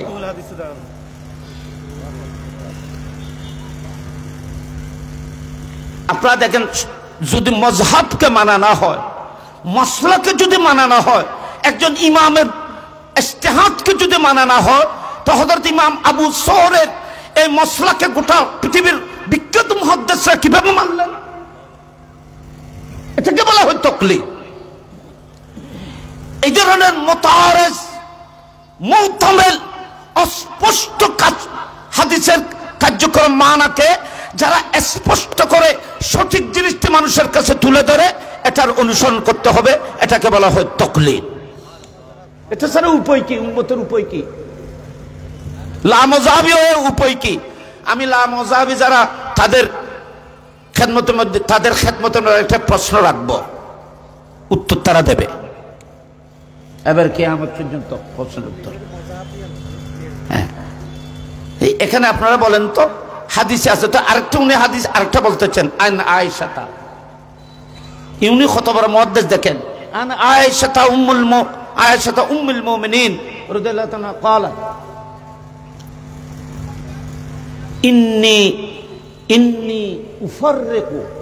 ইন্নী উফাররিকু রাসা রাসূলুল্লাহ সাল্লাল্লাহু আলাইহি ওয়াসাল্লাম বিল মায়ে ওয়া আনা হায়জুন।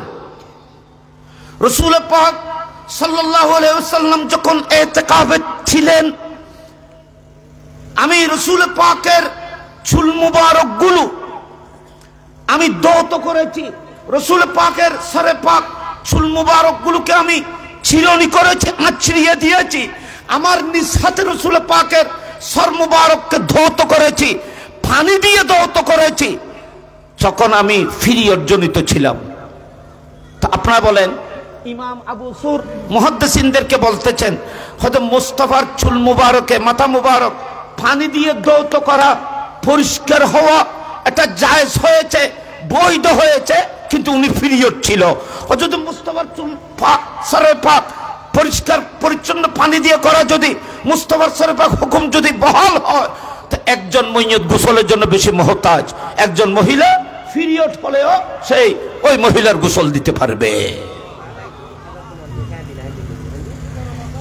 বড় মশলা ওনারা এখান দিন মশলা জানিলেন বা যোগ্য, এবার এক কোটে দিয়া লাগে। এখান থেকে আপনারা অনেক মশলা, আরো অনেক কিছু এই মশলা থেকে বের করতেন। আপনারা একটু বলেন তো দেখি, রাসূল পাক সাল্লাল্লাহু আলাইহি ওয়াসাল্লামের হাদিসে আছে, কিন্তু অনেক মশলা আমার, যেহেতু আমি ফিকহুল হাদিস জানি না, অর্থাৎ হাদিসের মধ্যে আমার গভীর দক্ষতা না থাকার কারণে অনেক হাদিস আমার কাছে আছে, কিন্তু মশলা বের করতে পারছি না। বেগুনে উয়া গাছপালা তরুলতা তাঁরাও বেগুনে দেখি, হেকিম হলেও দেখে, হেকিমি দেখি মাত্র জীবের এই ওষুধ আছে, আর গাছ আজন্য বেন্যে দেখি, কিন্তু খন্নবিত কোন ওষুধ আছে এত না জানে। অনুরূপ মুহাদ্দিসিন যারা হাদিসের বিশারদ, যারা হাদিসের হাফেজ, বড় বড় হাদিসের হাফেজ, এরা একদিকে বড় বড় হাদিস ওনাদের জখিরা ছিল, তেমনি ভাবে এরা হাদিসের মুখস্থ ছিল হাফেজে কোরআনের মতো, কিন্তু মসলা মসাইল গভীর জ্ঞান তাদের হাদিসের উপর ছিল না। আর যারা মুস্তাহিদ, আপনি ইমাম আজম বলেন, আপনি ইমাম শাফি বলেন, ইমাম আহমদ বিন হাম্বল বলেন, হযরত ইমাম মালিক বলেন, এরা একদিকে বিখ্যাত মুহাদ্দিস ছিলেন, আবার বিখ্যাত ফকিহ ছিলেন, মুস্তাহিদ ছিলেন, ইলমুল হাদিস ছিল, ফিকহুল হাদিস ছিল। আল্লাহু আকবার বলেন। আর দেশের মধ্যে বোধ কি হয় ইমাম আজম আবু হানিফা রাদিয়াল্লাহু তাআলা ইলম হাদিস জানে না। আহলুর রায়, রায় মানি মন গড়া। ইমাম আজম রাদিয়াল্লাহু তাআলা কিয়াস অনুমান করে মসলা বলেন।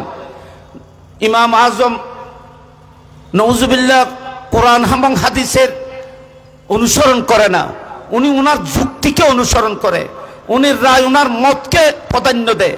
এই ধরনের কথা ইমাম আজমের শানে বলা হয়েছিল, যারা ইমাম আজমের এলমকে সহ্য করতে পারে নাই। বাজি ফিতনা কোনো ইয়া আছে যেন এত আছে, এত আছে।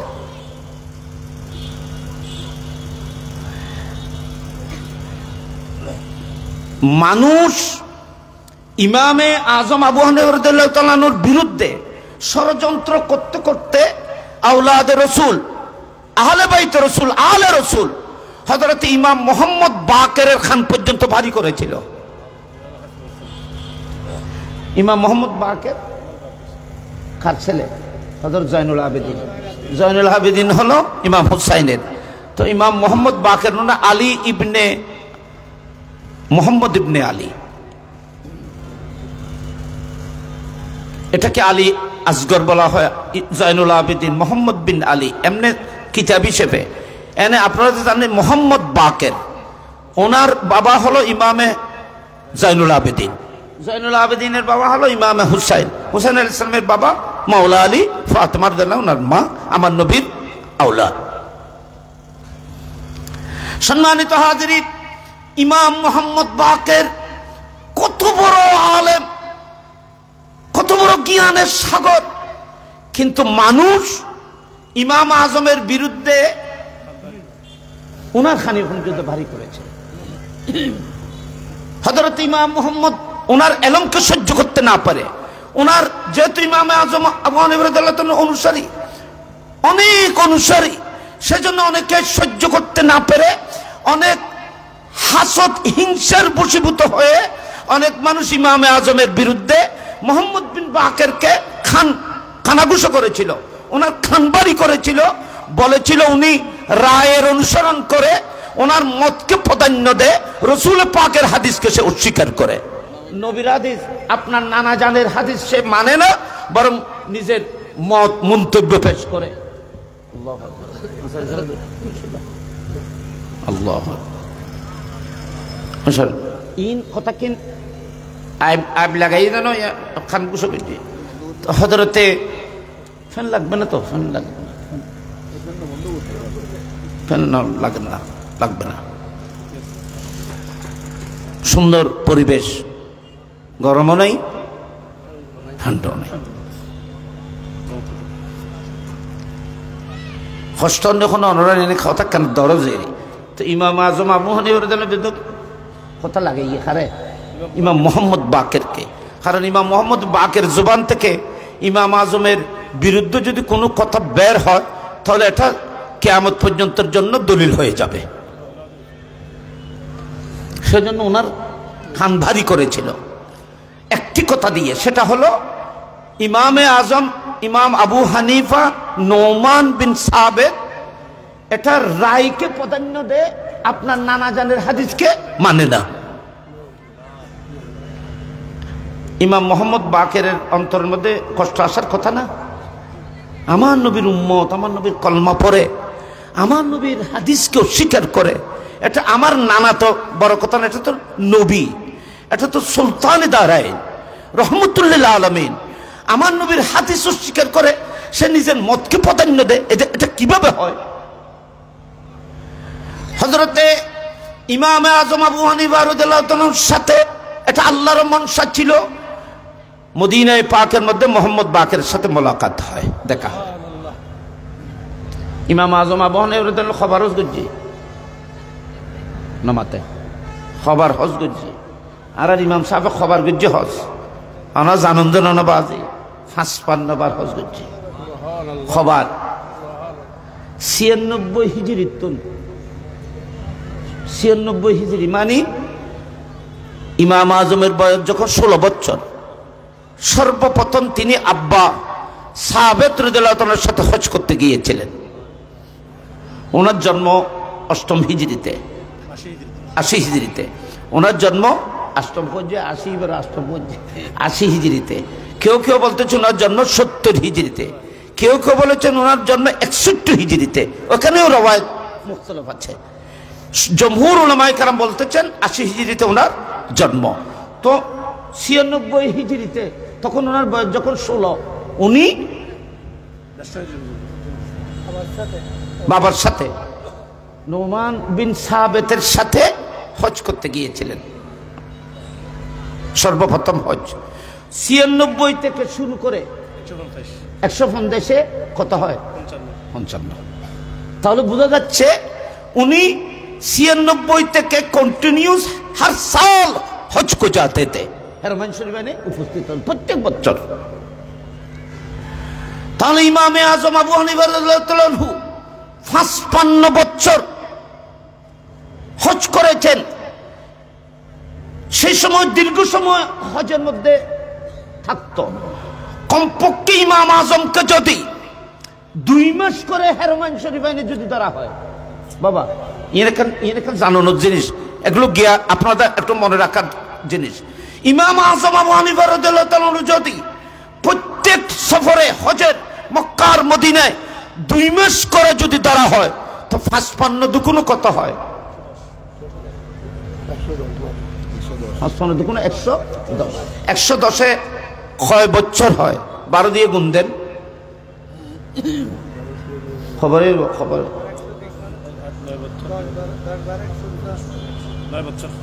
১২০ হয়, তাহলে ৯ বছর, কমপক্ষে ৯ বছর ধরেন, ৯ বছর। ইমাম আজম আবু হানিফা রাদিয়াল্লাহু তাআলা বলতেছেন, আমি হজের জন্য মক্কার মদিনায় পূর্ণ ৯ বছর তো আমি মক্কার মদিনার মধ্যে ছিলাম, আবার স্পেশাল ৬ বছর আমি মক্কা মদিনায় ছিলাম। আপনারা বলেন সেই সময় মক্কার মদিনার মধ্যে জলিলুল কদর তাবিরা ছিল, আমার নবীর সাহাবারা ছিলেন। এদের থেকে রাসূল পাক সাল্লাল্লাহু আলাইহি ওয়াসাল্লামের অগণিত হাদিস ইমাম আজম হেফজ করেছেন। আজকে সারা দুনিয়া বলতেছে ইমাম আজম নাকি হাদিস জানে না।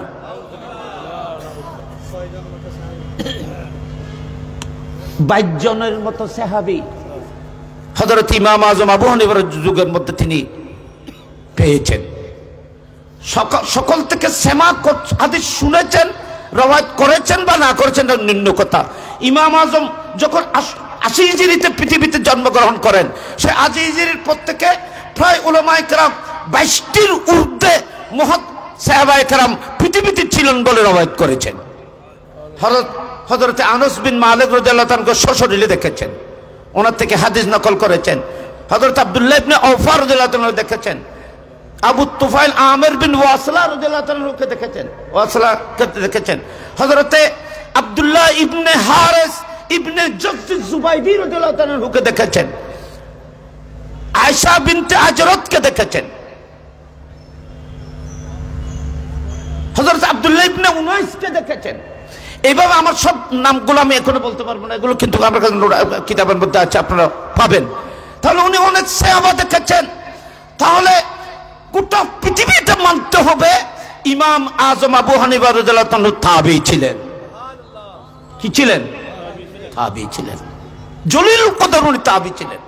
অনেক বড় বড় সাহাবাদেরকে উনি দেখেছেন, রওয়ায়াত করেছেন। হযরত ইমাম আজম বলতেছেন, আমি যখন আমার বাবার সাথে 16 বছর বয়সে আমি যখন মক্কায় মুআজ্জামা হেরামাইন শরীফে গিয়েছিলাম সর্বপ্রথম হজে, আমার বাবার সাথে আমি মক্কার হেরামে যখন ঢুকলাম, দেখলাম কিছু মানুষ এখানে জমা হয়ে আছে। তা আমি জিজ্ঞাসা করলাম, বাবা এখানে এত মানুষ জমা হয়ে আছে কেন? আমি ছোট, আমার বয়স 16 বছর। আমি আমার বাবাকে জিজ্ঞাসা করলাম, এত মানুষ কেন জড়ো হয়ে আছে? তো আমার নবীর সাহাবের ইমাম আজমকে বলতেছে, বেটা বাবা, এখানে আমার রসুলের একজন সাহাবাকে সবাই জড়িয়ে ধরেছেন, একজন সাহাবার মজলিসের মধ্যে সবাই বসেছেন, মোস্তফা একজন সাহাবাকে দেখতেছেন, ওনার সোহবতে বসেছেন। উনি কে? উনি হলো আব্দুল্লাহ ইবনে হারিস ইবনে জাস আজ-জুবাইদি, ওনাকে ওনার মজলিসে। তো ইমাম আজম বলতেছেন, বাবা আমাকে একটু ওখানে নিয়ে যান, আমি আমার রসুলের সাহাবাকে দেখব। কিতাবের মধ্যে আছে এটা আল্লাহর পক্ষ থেকে এটা সেটিং। বলতেছে ইমাম আজম রাদিয়াল্লাহু আনহু যখন ওখানে গেলেন, তখন হযরত আব্দুল্লাহ ইবনে হারিস ইবনে জাস আজ-জুবাইদি উনি ওনাকে দেখা মাত্র মুস্তাফার একটা হাদিস বললেন। দেখুন না, নবীর সাহাবায়ে কেরাম হলো দূরদর্শিতা শোন। বললেন ক্বালা রাসূলুল্লাহ, উনি সাহাবা, উনি বলতেছেন ক্বালা রাসূলুল্লাহ সাল্লাল্লাহু আলাইহি ওয়াসাল্লাম মান তাফাক্কাহা ফি দীনিল্লাহ। এ কথা ইমাম আজমরা দেখি মাত্র গুরুতে কেন মান তাফাক্কাহা ফি দীনিল্লাহ কাফাহুল্লাহু হাম্মাহু ওয়া ইউরযাকু মিন হাইসু লা ইয়াহতাসিব। হযরত আব্দুল্লাহ ইবনে হারিস বলতেছেন, সাহাবা ওনার মজলিসে যারা ছিলেন সবাইকে বলতেছেন, যে সমস্ত মানুষ দ্বীনের ফাকাহাত অর্জন করবে, জ্ঞান অর্জন করবে, আল্লাহ পাক রব্বুল আলামিন তার সমস্ত পরেশানি দুঃখকে আল্লাহ পাক রব্বুল আলামিন ক্লিয়ার করে দেবে, তার কোনো দুঃখ থাকবে না, সমস্ত দুঃখের জিম্মেদারি খোদা আল্লাহ হবে, এবং তাকে রিজিক সে জানবেও না, বুঝতেও পারবে না, আল্লাহ তার রিজিক কোথা থেকে তার কদমে পৌঁছিয়ে দেবে। ওই যে হুজুরে কই, আপনি যখন এমনিও তো কথা মাল্লাহুল মাওলা ফালাহুল কুল, আপনি যখন দ্বীনের জন্য নিজকে উৎসর্গ করে দেবেন, আপনি যখন ইসলামের জন্য নিজকে যখন উৎসর্গ করে দেবেন, গোটা কায়নাত আপনার পিছে পিছে দৌড়বে। আর আপনি যদি দুনিয়ার দিকে দৌড়েন, দুনিয়াও পাবেন না, আল্লাহকেও পাবেন না।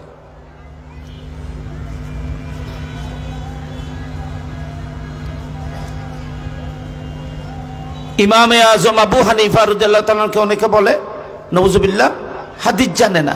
আপনারা বলেন ইমাম বুখারী ওয়া আজানদের সাইকেলের দে হযরত ইমামে বুখারী রাদিয়াল্লাহু তাআলা আনহু কোন সময় কোনভাবে ইমাম আজম আবু হানিফা রাদিয়াল্লাহু তাআলার ইলমে হাদিসকে ফিকহুল হাদিসকে স্বীকার করে নাই। এগুলো কিছু তৃতীয় পক্ষ। তো আমি কথাটা তুলেছিলাম, তো হযরত ইমাম আজম যখন মদিনা শরীফে ইমাম মোহাম্মদ বাকের সাথে যখন দেখা হয়, তখন ইমাম মোহাম্মদ বাকেরকে মানুষরা বলতে, হুজুর উনিই নোমান যিনি নিজের রায়কে প্রাধান্য দিয়ে থাকে। হযরতে ইমাম মোহাম্মদ বাকের ইমাম আজম আবু হানিফা রাদিয়াল্লাহু তাআলাকে দেখেছেন। আমি এখানে একটা মসলা আপনাদেরকে ক্লিয়ার করতে, যেহেতু উলামায়ে কেরাম আছেন, সেটা হলো আবু হানিফা ইমাম আজমের কোন মেয়ের নাম নয়। আর দেশের মধ্যে বহুত কি হয়, হানিফা ইমাম আজমের ওগো মাইয়া আছিল, নওজুবিল্লাহ বেউকে প্রশ্ন করছে, ইবে উত্তর দিন না পারেন, ইমাম আজম উত্তর দিন না পারে, মাইফাই উত্তর দিয়ে কইরে এক যে ঘটনা যে বলা হয়, এটা একটা দাম মিথ্যা কথা। কারণ পৃথিবী এখানে আমার চতুর্দিকে যুগশ্রেষ্ঠ উলামায়ে কেরাম আছেন, আমি ক্ষুদ্র হিসেবে বলছি, অনেক কিতাব ইমাম আজম মোনাকেব আমি এই গুনাহগার দেখেছি। ইমাম আজমের একটি মাত্র সন্তান, ওনার নাম হাম্মাদ। ওনার কাছে আর অন্য সন্তানও ছিল না, কোনো কন্যা সন্তানও ছিল না, উগ্র সন্তান আছে, লিবার নাম কি? হাম্মাদ। আবু হানিফা কেন বলা হয় জানেন? এটাও কোরআন শরীফের মধ্যে বলেছেন যে কুল সাদাকাল্লাহ ফাত্তাবিউ মিল্লাতা ইব্রাহিম হানিফা। মিল্লাতা ইব্রাহিম হানিফা মানে হানিফা শব্দের অর্থ হলো ওই মাসলক, ওই রাস্তা যেখানে কোনো দোষ ত্রুটি থাকে না। দেখুনি বাবা, যেখানে কোনো দোষ ত্রুটি থাকে না, কোনো আইব থাকে না, সমস্ত ক্লিয়ার যে রাস্তা পথে অবলম্বনে মানুষ আল্লাহ পর্যন্ত নির্ঘাত পৌঁছতে পারে, তাকে বলা হয় হানিফ। রাহে হানিফ। তো ইমাম আজমকে আবু হানিফা কেন বলা হয়? আবু হানিফা মানে সাহেবে, আবু হুরায়রা মানে হলো বিলের বাপ ন, ইমিদে আবু মানে বাপ ন, এলে হইলে তো আবু হুরায়রা মানে বিলের বাপ হইব। আমার নবীকে সাহাবা হযরত আবু হুরায়রা আব্দুর রহমান ইবনে সখর আদ-দৌসি ওনাকে যে বলেছেন রাসূল পাক ইয়া আবু হুরায়রা, ইয়া আবু হুরায়রা মানে এই বিলের বাপ, এটা বলেছেন না, এই বিলাই সাহেবে বিল্লি, এই সাহেবে হিররা। ইমাম আজমকে আবু হানিফা বলা হয় মানে এ রাহে রাস্তার অধিকারী।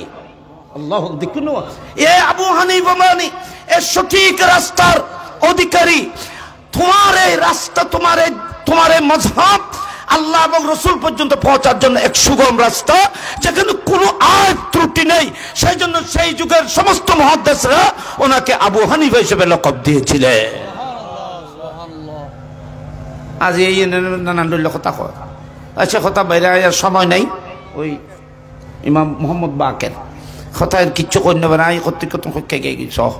তো ইমাম মোহাম্মদ বাকের হযরত আপনি আমার রসুলের হাদিসের বিপরীতে তুমি তোমার যুক্তিকে অনুসরণ করো। ইমাম আযম আবু হানিফা রাদিয়াল্লাহু তাআলা আনহু হুজুরের কাছে বড় আদবে সহ ইবা আওলাদ রাসূল যে কি বলতেছেন দেখেন, হাদিস কিতাবের মধ্যে কি বলতেছেন।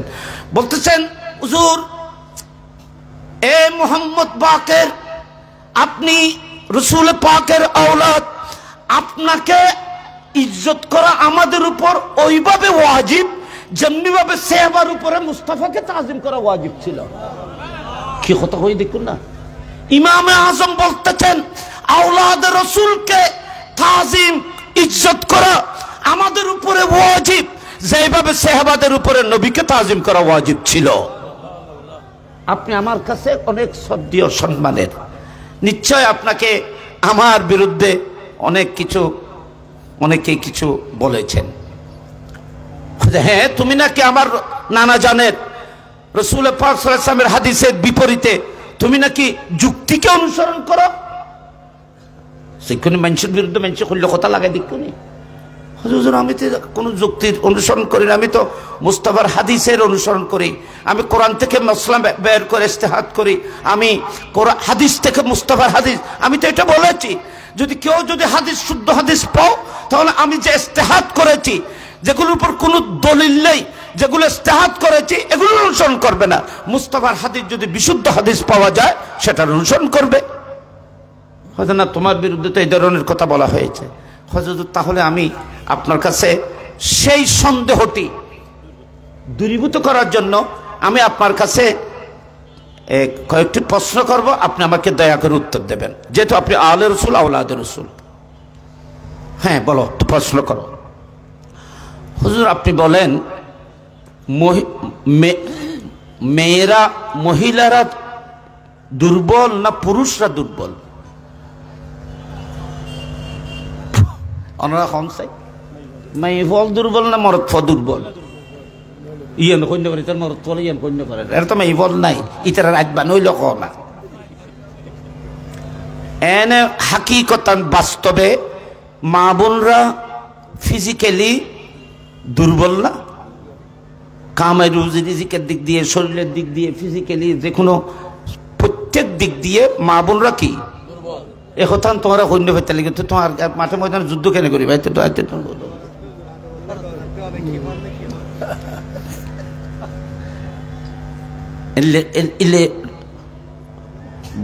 বয় করতে হবে না, আমরা তো বয় করার মতো চলি না, আমরা তো সাধারণ মানুষের মতো হয়ে চলি। প্রশ্নই তো নাই, মনে যা আছে তা বলবেন। এটা আমি সবাইকে এটা মন খুলে বলার জন্য অনুমতি দিয়ে থাকি, কারণ কিচ্ছু ভয় করতে হবে না কোনো। আপনারা বলেন তো, মহিলা মা বোনরা জয়ীব না পুরুষরা দুর্বলকে সবলকে?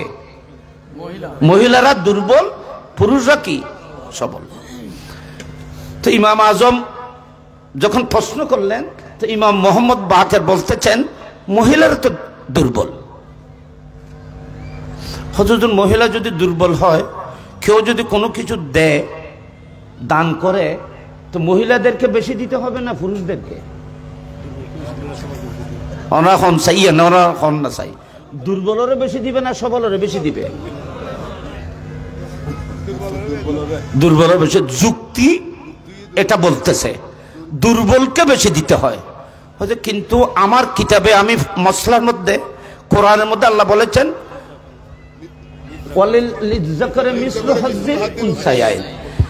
কোরআন বলতেছে রাসূল পাকের হাদিস বলতেছে নারীদেরকে এক অংশ পুরুষের দুই অংশের এক অংশ নারীদেরকে দেবে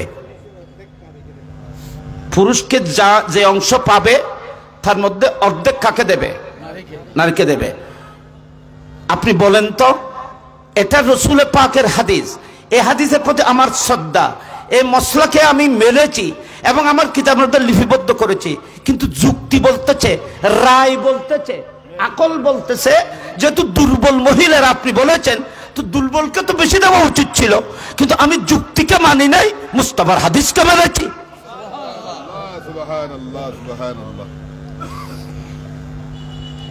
ইমাম মোহাম্মদ বাকের যে ইমাম আজমের তার নো দে আজিয়ে দেখেছি মাশাআল্লাহ কি তারিফ করিব চাইও হজে আর কান প্রশ্ন করতাম হজে কি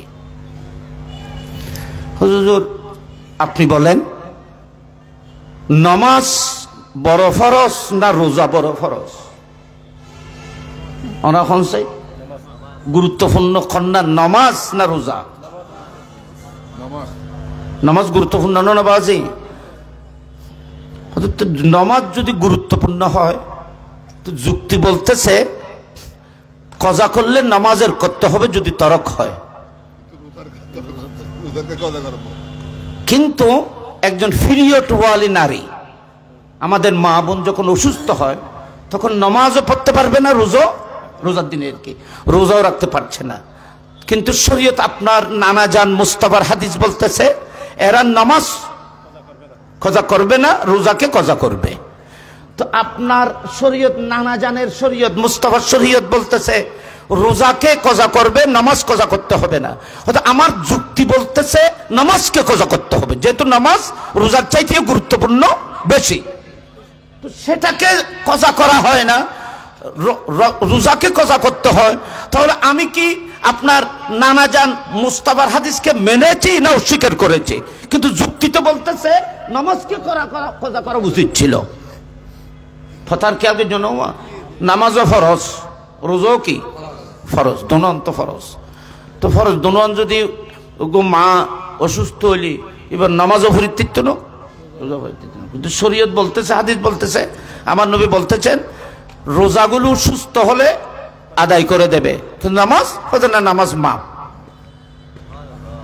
নামাজ কি মাপ তো গুরুত্বপূর্ণ তো নামাজ আছিল হজ হইলে তো ইয়ন আছিল যুক্তির হজ তো ইয়েন কিন্তু আমি তো যুক্তিকে কেন মানি নেই যদি আমি রায়কে মানতাম আমি যদি আসহাবুর রায় হতাম যুক্তিকে মানতাম তাহলে আমি নামাজকে কজা করতে বলতাম রোজাকে কজা করার তো বলতাম না এখন তো মুস্তাফার হাদিসকে শ্রদ্ধা করেছি আমি বলতেছি না নামাজ কজা করতে হবে না যেহেতু মুস্তাফা হাদিসে নিষেধ করেছেন প্রয়োজন নেই তোমাকে রোজাকে কজা করতে হবে যেহেতু মুস্তাফা বয়ান করেছেন আমি আমার রায়কে মানি নেই আমি তো মুস্তাফার আপনার নানা জানের হাদিসকে শ্রদ্ধা করেছি মানুষের বিরুদ্ধে ইয়ান হয়ে রিবে আরেক খানা খুশি হইয়ে কথা গুরুত্বপূর্ণ না বাজে দর মানি তো যে আয় আর খান প্রশ্ন বেয়া দিবে করতেন না আমি যে আসহাবুর রায় আমি যুক্তিকে পূজা করি না আমি আমার নবীর হাদিস কোরআন এবং হাদিসের অনুসরণ করি কোরআন এবং হাদিসের মধ্যে যেগুলো পাওয়া যায় না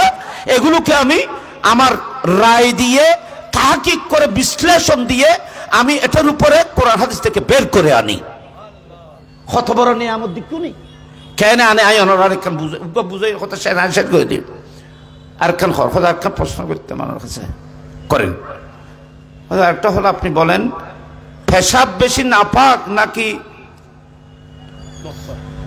মানে মনি স্পারম বেশি নাপাক স্পারম মানে বীর্য মানুষের যে বীর্য নির্গিত হয় সেই স্পারম নাপাকের দিক দিয়ে কি পেশাব বেশি নাপাক না বীর্য বেশি নাপাক আপনি বলেন হয়তো পেশাব বেশি নাপাক বীর্য থেকে পেশাব নাপাকে গলিজা, এটাকে নেজাসতে গলিজা বলা হয়, কিন্তু বীর্য নাপাক কিন্তু পেশাবের মতো নয়। ও তাহলে পেশাবের মতো, এটা ইন্তেখারের দলিল তো আছে। তো ইমাম বাকের যখন এটা বললেন, মোহাম্মদ বাকের, তো ইমাম আজম বলতেছেন, হুজুর আমি এখন মনি স্পারম নির্গত হলে গোসলের হুকুম আছে, পেশাব করলে তো গোসল হয় না, কিন্তু যুক্তি বলতেছে পেশাব স্পারম থেকে আরো বেশি নাপাক, কঠিন নাপাক। তো আপনি বলেন, আমি যদি যুক্তির অনুসরণ করতাম তো মানুষকে বলতাম যে পেশাব করলেও গোসল করতে হবে, কিন্তু আমি তো সেটা না বলে বলতেছি না, মুস্তাফা বলেছেন তোমার শরীর থেকে যদি এ ধরনের স্পারম নির্গিত হয় তাহলে তোমাকে গোসল ফরজ হবে। তো আমি তো যুক্তিকে পূজা করি নাই, যুক্তির অনুসরণ না করে আমি তো মুস্তাফার হাদিসকে অনুসরণ করেছি। হযরতে ইমাম মোহাম্মদ বাকের, ইমাম আজমের এই সমস্ত কথার উপরে খুদ ইমাম বাকের ইমাম আজমের তাজিমে দাঁড়িয়ে গেলেন। আল্লাহু আকবার বলেন, আল্লাহু আকবার। আওলাদ রাসূল যার জন্য ইমাম আজম দাঁড়িয়েছিলেন, এখন ওনার এলমের কারণে খুদ আওলাদ রাসূল আলে রাসূল হযরতে ইমাম মোহাম্মদ বাকের উনি দাঁড়িয়ে গেলেন, দাঁড়িয়ে ওনাকে জড়িয়ে বুকের সাথে জড়িয়ে ওনার কফারের মধ্যে চুমু খেয়েছিলেন এবং বলেছিলেন, তুমি আমার নবীর দ্বীনের বড় চেরাগ আলো হবে, তোমার দ্বারা মানুষ সঠিক রাস্তা পাবে, মানুষের কঠিন বিপদের সময় তুমি তাদেরকে সমাধান দিতে পারবে, তোমাকে আমি মুশকিল কুশা ঘোষণা করলাম। এই মুশকিল কুশা ইমাম আজম ইমাম মোহাম্মদ বাকের ঘোষণা করছে, সমস্ত মানুষের মুসিবতকে তুমি দূরীভূত করতে পারবে। গোটা এবার সব আছে, এটা কিনে এবার আমি পরিত্যক্তের সময় আর নেই। আমি আপনাকে বলেন, ইমাম আজম আবু হানিফা রাদিয়াল্লাহু তাআলা আনহু কত বড় ঈমান, ওনার বিরুদ্ধে নানান ধরনের কথা হয়। ইমামে বুখারী শরীফের মধ্যে যে সুলাসিয়াত, যে হাদিসের উপর তিনি ফখর করেন, তিনি বলতেছেন সেই সুলাসিয়াত 22টি সুলাসিয়াত, এই 22 সুলাসিয়াতের মধ্যে অর্থাৎ যে হাদিসের সনদে সূত্রের মধ্যে 3 জন আছে, ইমাম বুখারী থেকে মুস্তাফা পর্যন্ত মাঝখানে শুধু 3 জন। অর্থাৎ এই হাদিসটি রাসূল পাকের জবান থেকে বের হয়ে ইমাম বুখারী পর্যন্ত মাত্র 3 জনের মাধ্যমে পৌঁছেছেন। ইমাম বুখারী বলতেছেন, নবীর কাছে হওয়া এটা আমার জন্য ফখর। হয়তো এই ধরনের সুলাসিয়াত আমার বুখারী শরীফের মধ্যে 22টি আছে। উলামায়ে কেরাম আপনারা জানেন, উলামায়ে কেরাম জানেন, পৃথিবীর সমস্ত মানুষেরা জানেন, ইমাম বুখারীর এই 22টি সুলাসিয়াত যেগুলোর উপর ইমাম বুখারী ফখর করেন, বলেন আল্লাহর কাছে আমি এগুলো আমার নেজাতের জন্য দলিল হিসেবে পেশ করব। সে 22টি সুলাসিয়াতের মধ্যে 21টি সুলাসিয়াত ইমাম আজমের শাগিরিদ থেকে পেয়েছেন ইমামে বুখারী। কেন বলা হলো ইমামে বুখারী হাদিস জানে না? ইমাম বুখারীর উস্তাদ কজন? ইমাম আজম হাদিস জানে না? নাউজুবিল্লাহ, সরি আমি যেটা বলতে, ইমাম আজম হাদিস জানে, এটা কিভাবে বলা হলো? ইমামে আজমের উস্তাদ কয়জন? ইমাম বুখারীর উস্তাদ কয়জন? ইমাম বুখারীর উস্তাদ হলো 1080 জন। কয়জন? এখন বড় করে হন না, 1080 জন।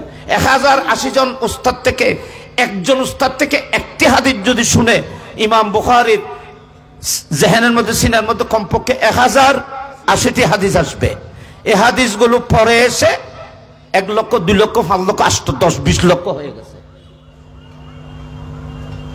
কিন্তু আপনারা জানেন, ইমাম আজম আবু হানিফা রাদিয়াল্লাহু আনহু পৃথিবীর জগতে ইমাম আজমের মতো উস্তাদ আর কারো নেই। ইমাম আজম আবু হানিফা রাদিয়াল্লাহু আনহুর উস্তাদের সংখ্যা 4000। তাও এমন উস্তাদ ইমাম আজমের যে জন্য একজন উস্তাদ ইমাম বুখারীর নেই। ইমাম বুখারীর উস্তাদ তাবিন, তবে তাবিনের মধ্যে এসে অনেক নিচে এসে, কিন্তু ইমামে আজমের উস্তাদ নয়তো সাহাবী নয়তো তাবি, তবে তাবির মধ্যে জলিলুল কদর তবে তাবি। 4000 উস্তাদ থেকে ইমাম আজম যখন হাদিস নকল করতেছেন, হাদিস উনি মুখস্থ করতেন, হাদিস যখন গ্রহণ করতেছেন, হাদিস সংগ্রহ করতেছেন, প্রত্যেক প্রত্যেক উস্তাদের কাছ থেকে যদি একটি করে হাদিস ইমাম আজম শুনতে পায়, তো ইমাম আজমের সেই যুগে যখন ইমাম বুখারীর জন্ম হয় নাই, সেই যুগে ইমাম আজমের সিনের মধ্যে তো কমপক্ষে 4000 হাদিসের জকিরা ছিল। সেই হাদিস পরে 60 কোটিতে পরিণত হয়েছে। আল্লাহু আকবার বলেন। সেই ইমাম আজমের শানে এই যুগের মধ্যে গুস্তাখি করা হয়, তো মযহাবের কেন প্রয়োজন? আমি একটা মশলা বলি। আমি এই যে মশলাগুলো আমি বললাম, এগুলোর মধ্যে একটা মূল কথা হলো এই, আপনারা বলেন তো, যে সমস্ত শরীয়তের মশলার কোনো দলিল নেই, কোনো নস নেই, এটার উপর আপনি আমল কিভাবে করবেন? এখান মেসাল হলে ওনারা বুঝবেন, ক্লিয়ার হবেন, বাজেবার মজার কথা। আপনারা বলেন, দুধের মধ্যে যদি বোলা পড়ে, দুধ পাক কিনা? নামাতে দুধ দুয়াইবার সময় খেয়ে নেবে, সে বোলা তো শুনার বলতা আরে বলতা ওনার আর কি হয় করতে না পারি, একটা বলতা বলা একটা দুধের মধ্যে, দুধ গরু থেকে দুধ সংগ্রহ করার সময় দুধের মধ্যে একটা বলতা পড়েছে। এই দুধগুলো পাক না না পাক, আপনি খেতে পারবেন কি পারবেন না? সাই লা মুযাবি হলোর উপর দলিল দিয়ে ফেসবিত্ত হয়। কোটি কোটি লক্ষ লক্ষ হাদিস থেকে কোন লা মুযাবি এই মশলার উত্তর দিতে পারবে না।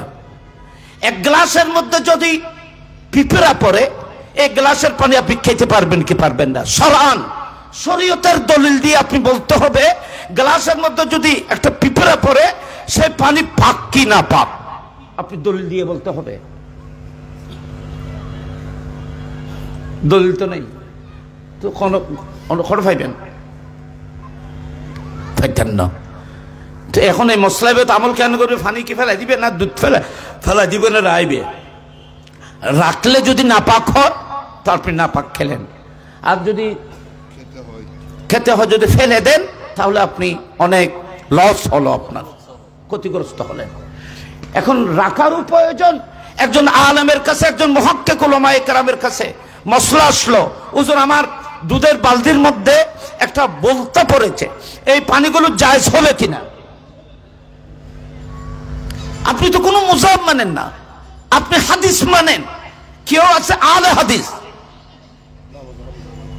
আলে হাদিস, এরা হাদিস মানে, আর কেউ আছে হাদিস মানে না, এরা আলে কোরআন। আমার নবী 1400 বছর আগে বলেছেন, আমার উম্মতের মধ্যে এমন কিছু মানুষ আসবে যারা সুন্দর কুরসি সাজিয়ে, ইবনে মাজাহ প্রথমে হাদিস, খুব সুন্দর কুরসি সাজিয়ে তারা কুরসির উপর বসবে, দাড়ি দুড়ি টুপি অনেক কিছু আবাকাবা থাকবে। এদের সামনে যখন আমি নবীর হাদিস বয়ান করা হবে, এরা বলবে হাদিসের প্রয়োজন, আমাদের জন্য কোরআন যথেষ্ট। রাসূল পাকের হাদিসের প্রতি গুরুত্ব দেবে না, আর কতজ্ঞ আয় বুঝে ইদারা এগোজা হাদিস মানিব, ইদারা আহলে হাদিস। আপনারা বলেন তো আহলে হাদিস, এই উত্তরটা হাদিস থেকে দেন, কোরআন শরীফ থেকে এটার উত্তর দেন। জামাত ফেরি ফেলে মারা শেষ, তাহলে আমার কথা কিন্তু শেষ। আমি আপনাদের খেদমতে যেটা বলতে চাই, লাস্ট কথা, আপনারা বলেন এটার উত্তর কি? এটার উত্তর ওই ইমামদের ইজতিহাদ, ওই ইমামদের ইজতিহাদ।